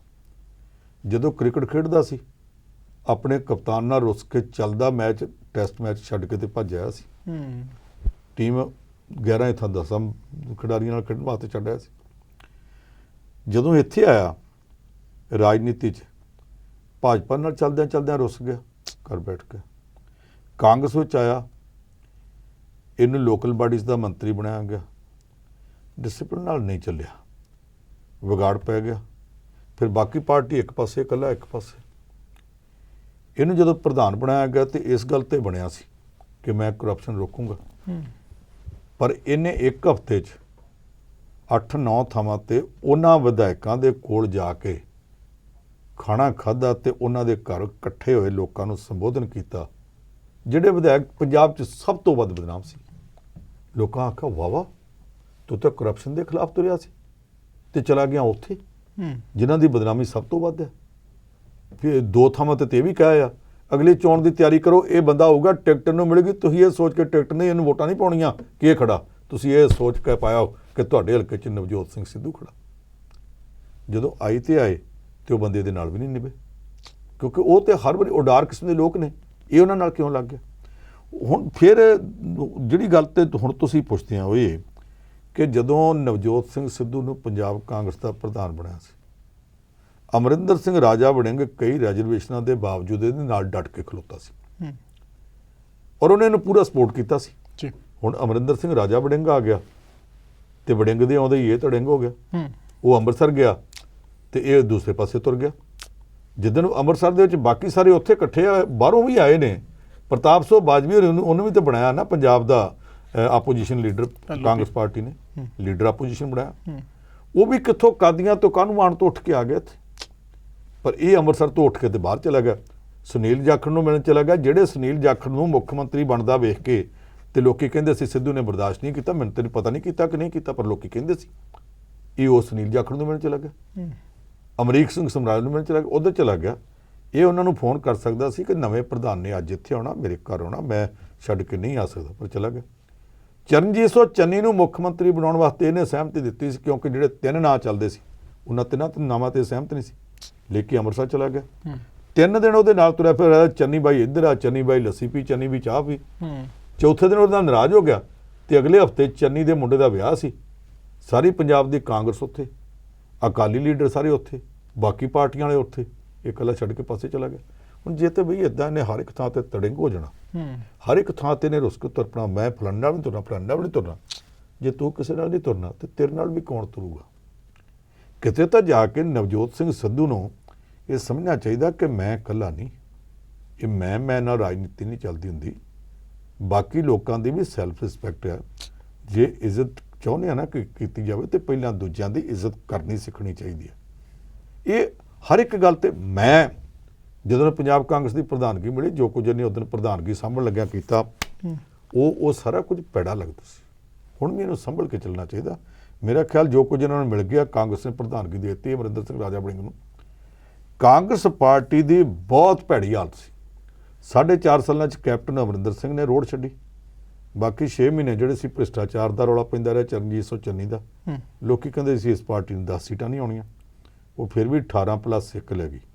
18 ਆਪਣੀਆਂ ਤੇ ਇੱਕ ਭਾਵੇਂ ਕਾਂਗਰਸੀ ਨੂੰ ਹਰਾ ਕੇ ਰਾਣਾ ਗੁਰਜੀਤ ਦਾ ਮੁੰਡਾ ਜਿੱਤਿਆ। ਜਿੱਤਣਾ ਰਹਿਣਾ ਤੇ ਕਾਂਗਰਸ ਦੇ ਨਾਲ ਹੀ ਆ, ਇਹਨਾਂ ਦੀ 19 ਹੋ ਗਈ। ਜੇ ਅਜੇ ਵੀ ਇਹ ਇਕੱਠੇ ਚਲਦੀ ਚੋਣ 'ਚ ਵੀ ਆਪੋ 'ਚ ਨਾ ਲੜਦੇ ਤੇ 25, 26, 27, 28 ਵੀ ਲਿਜਾ ਸਕਦੇ ਸੀ। ਇਹ ਚਲਦੀ ਚੋਣ 'ਚ ਵੀ ਇੱਕ ਦੂਜੇ ਨੂੰ ਸਾਰੇ ਕਾਂਗਰਸੀ ਹਰਾਉਣ ਲੱਗੇ ਰਹੇ। ਤੇ ਜੇ ਹੁਣ ਰਾਜਾ ਵੜਿੰਗ ਤੇ ਆਇਆ ਤਾਂ ਫਿਰ ਇਹੋ ਹੀ ਕੋਈ ਕਰਦੇ ਰਹਿਣਗੇ ਤੇ ਲੋਕ ਬੇਵਕੂਫ ਥੋੜ੍ਹੇ ਆ। ਉਹ ਵੇਖਣਗੇ ਜਿਹੜਾ ਕੀਕਣਾ ਦਾ ਟੱਬਰ ਆਪੋ 'ਚ ਲੜੀ ਜਾਂਦਾ, ਇਹਦੀ ਹਮਾਇਤ ਕਿਉਂ ਕਰਨੀ ਹੈ। ਇਹਨਾਂ ਜੇ ਆਪਣਾ ਕੋਈ ਅੱਗਾ ਸਵਾਰਨਾ, ਇਹਨਾਂ ਨੂੰ ਸਿਰ ਜੋੜ ਕੇ ਚੱਲਣਾ ਪਊ। ਨਹੀਂ ਤਾਂ ਠੀਕ ਆ, ਸੜਕ ਸਵਾਰ ਹੋਏ ਰਹਿਣਗੇ।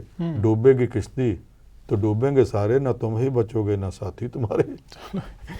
ਵੇ ਪੰਨੂ ਸਾਹਿਬ, ਅਗਲੀ ਗੱਲ ਨਾ ਆਪਾਂ ਪੰਜਾਬ ਦੀ ਕਰਨੀ ਆ, ਪਰ ਪੰਜਾਬ ਅਸੀਂ ਚੜ੍ਹਦੇ ਦੀ ਨਹੀਂ, ਲਹਿੰਦੇ ਪੰਜਾਬ ਦੀ ਕਰ ਲੈਣੀ ਆ ਜੀ।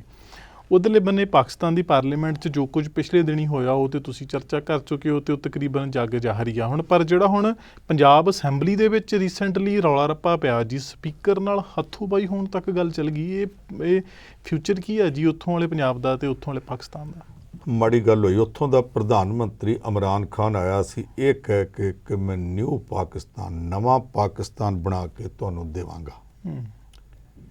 ਉਹਦੇ ਰਾਜ ਵਿੱਚ ਕਰਪਸ਼ਨ ਇੰਨੀ ਫੈਲ ਗਈ ਕਿ ਉਹਦੀ ਜਿਹੜੀ ਹੈ ਪਤਾ ਨਹੀਂ ਤੀਸਰੀ, ਚੌਥੀ, ਪੰਜਵੀਂ, ਕਿੰਨਵੀਂ ਬੀਵੀ ਹੈ, ਮੈਨੂੰ ਪਤਾ ਨਹੀਂ ਪੁੱਛ ਰਿਹਾ, ਉਹ ਜਾਦੂ ਟੂਣੇ ਕਰਦੀ ਹੈ। ਪ੍ਰਧਾਨ ਮੰਤਰੀ ਦਫ਼ਤਰ 'ਚ, ਕੋਠੀ 'ਚ, ਪ੍ਰਧਾਨ ਮੰਤਰੀ ਦੀ ਰਿਹਾਇਸ਼ 'ਚ ਅਫਸਰ, ਲੀਡਰ ਤੇ ਵੱਡੇ ਵੱਡੇ ਕਾਰਖਾਨੇਦਾਰ ਉਹਦੇ ਕੋਲ ਟੂਣੇ ਕਰਾਉਣ ਜਾਣ ਲੱਗ ਪਏ। ਕਹਿੰਦੇ ਆ ਜੀ ਉਹ ਅਸਲ 'ਚ ਟੂਣੇ ਟੁਆਉਣ ਦਾ ਤੇ ਬਹਾਨਾ ਸੀ, ਪੁੱਛਾਂ ਦੇਣ ਦਾ ਤੇ ਬਹਾਨਾ ਸੀ। ਕਰਪਸ਼ਨ ਦਾ ਕੰਮ ਉੱਥੇ ਹੁੰਦਾ ਸੀ। ਵਿਦੇਸ਼ਾਂ ਤੋਂ ਪ੍ਰਧਾਨ ਮੰਤਰੀ ਦੇ ਤੌਰ ਤੇ ਇਮਰਾਨ ਖਾਨ ਨੂੰ ਜਿਹੜੇ ਕਰੋੜਾਂ ਦੇ ਹੀਰਿਆਂ ਵਾਲੇ ਗਿਫਟ ਮਿਲੇ, ਉਹ ਚੋਰੀ ਕਰਕੇ ਬਾਜ਼ਾਰ 'ਚ ਵੇਚ ਦਿੱਤੇ। ਇਹ ਸਾਰੀ ਜਿਹੜੀ ਕਰਪਸ਼ਨ ਉਹਨੇ ਫੈਲਾਈ, ਉਸ ਕਰਪਸ਼ਨ ਨਾਲ ਉਹ ਬਦਨਾਮ ਬਹੁਤ ਹੋ ਗਿਆ। ਅਖੀਰ ਉਹਦੇ ਲੱਥਣ ਦਾ ਟਾਈਮ ਆ ਗਿਆ। ਉਹਨੇ ਫੌਜ ਨਾਲ ਵੀ ਰੇੜਕਾ ਪਾ ਲਿਆ ਤੇ ਖੁਫੀਆ ਏਜੰਸੀ ਦੇ ਮੁਖੀ ਨਾਲ ਵੀ। ਪਾਕਿਸਤਾਨ ਦਾ ਮੀਡੀਆ ਤੇ ਚਰਚਾ ਕਰਦਾ ਕਿ ਅਖੀਰ ਇੱਕ ਦਿਨ ਇਹਦੀ ਕੋਠੀ 'ਚ ਫੌਜ ਦਾ ਮੁਖੀ ਤੇ ਖੁਫੀਆ ਏਜੰਸੀ ਦਾ ਹੈਡ ਦੇ ਨਾਲ ਹੱਥੋਂ ਪਾਈ ਹੋਏ ਆ ਤੇ ਮੁੜ ਕੇ 2 ਦਿਨ ਇਹ ਕਾਲੀ ਐਨ ਕੇਸ ਕਰਕੇ ਲਾ ਕੇ ਰੱਖਦਾ ਰਿਹਾ ਕਿ ਦਾਗ ਨਾ ਦਿਸਣ। ਅੱਛਾ ਜੀ। ਜੇ ਇਹ ਹਾਲਤ ਸੀ ਤੇ ਇਹਦੇ ਤੋਂ ਬਾਅਦ ਇਹਨੂੰ ਲੱਥਣਾ ਪੈ ਗਿਆ। ਇਹਦੀ ਥਾਂ ਤੇ ਪੁਰਾਣੇ ਪ੍ਰਧਾਨ ਮੰਤਰੀ ਨਵਾਜ਼ ਸ਼ਰੀਫ ਦਾ ਭਰਾ ਸ਼ਹਿਬਾਜ਼ ਸ਼ਰੀਫ ਬਣ ਗਿਆ ਜੀ।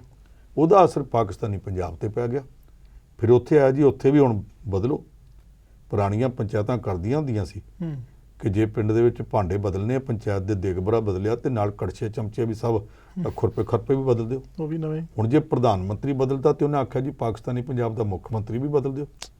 ਉਹ ਬਦਲਣ ਵਾਸਤੇ ਗੱਲ ਆਈ ਤੇ ਉੱਥੇ ਜਿਹੜੇ ਇਹਨਾਂ ਦੇ ਬੰਦੇ ਸੀ, ਇਹਨਾਂ ਫੜ ਕੇ ਸਪੀਕਰ ਵੀ ਕੁੱਟ ਕੱਢਿਆ, ਇੱਕ ਦੂਜੇ ਦੇ ਸਿਰ 'ਚ ਖਾਣ ਪੀਣ ਵਾਲੀਆਂ ਚੀਜ਼ਾਂ ਵੀ ਮਾਰੀਆਂ।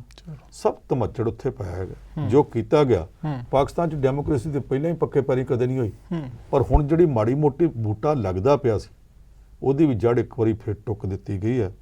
ਅਸੀਂ ਗਵਾਂਢ ਮੱਥਾ ਇਸ ਕਰਕੇ ਸੁੱਖ ਮੰਗਦੇ ਹਾਂ ਕਿ ਜੇ ਗਵਾਂਢ ਚੰਗਾ ਨਾ ਉਹ ਆਪੋ 'ਚ ਲੜਦੇ ਹੋਣ ਤੇ ਇੱਕ ਦੂਸਰੇ ਵੱਲ ਨੂੰ ਚੀਜ਼ਾਂ ਸੁੱਟਣ ਲੱਗ ਪੈਣ ਤੇ ਕਈ ਵਾਰੀ ਕੰਧ ਉੱਤੋਂ ਦੇ ਸਾਡੇ ਘਰ ਤੱਕ ਵੀ ਆ ਡਿੱਗਦੀ ਹੈ। ਅਸੀਂ ਚਾਹੁੰਦੇ ਹਾਂ ਕਿ ਪਾਕਿਸਤਾਨ 'ਚ ਸੁੱਖ ਸਾਂਦ ਹੋਵੇ, ਪਰ ਸਿਰਫ ਚਾਹ ਹੀ ਸਕਦੇ ਹਾਂ। ਅਸੀਂ ਸੁੱਖ ਮੰਗ ਸਕਦੇ ਹਾਂ, ਸੁੱਖ ਕਰ ਨਹੀਂ ਸਕਦੇ। ਇਹ ਉਹਨਾਂ ਦੇ ਕਿ ਉਹਨਾਂ ਨੇ ਕਿੱਦਾਂ ਜੀਣਾ। ਚਲੋ ਤੁਹਾਨੂੰ ਸਭ ਵੇਲਾ ਹੋ ਗਿਆ ਜੀ ਆਪਣਾ ਹੁਣ ਜਾਣ ਦਾ। ਬਹੁਤ ਮਿਹਰਬਾਨੀ ਜੀ ਅੱਜ ਵਾਸਤੇ। ਧੰਨਵਾਦ ਜੀ। ਮਿਹਰਬਾਨੀ। ਸਤਿ ਸ਼੍ਰੀ ਅਕਾਲ।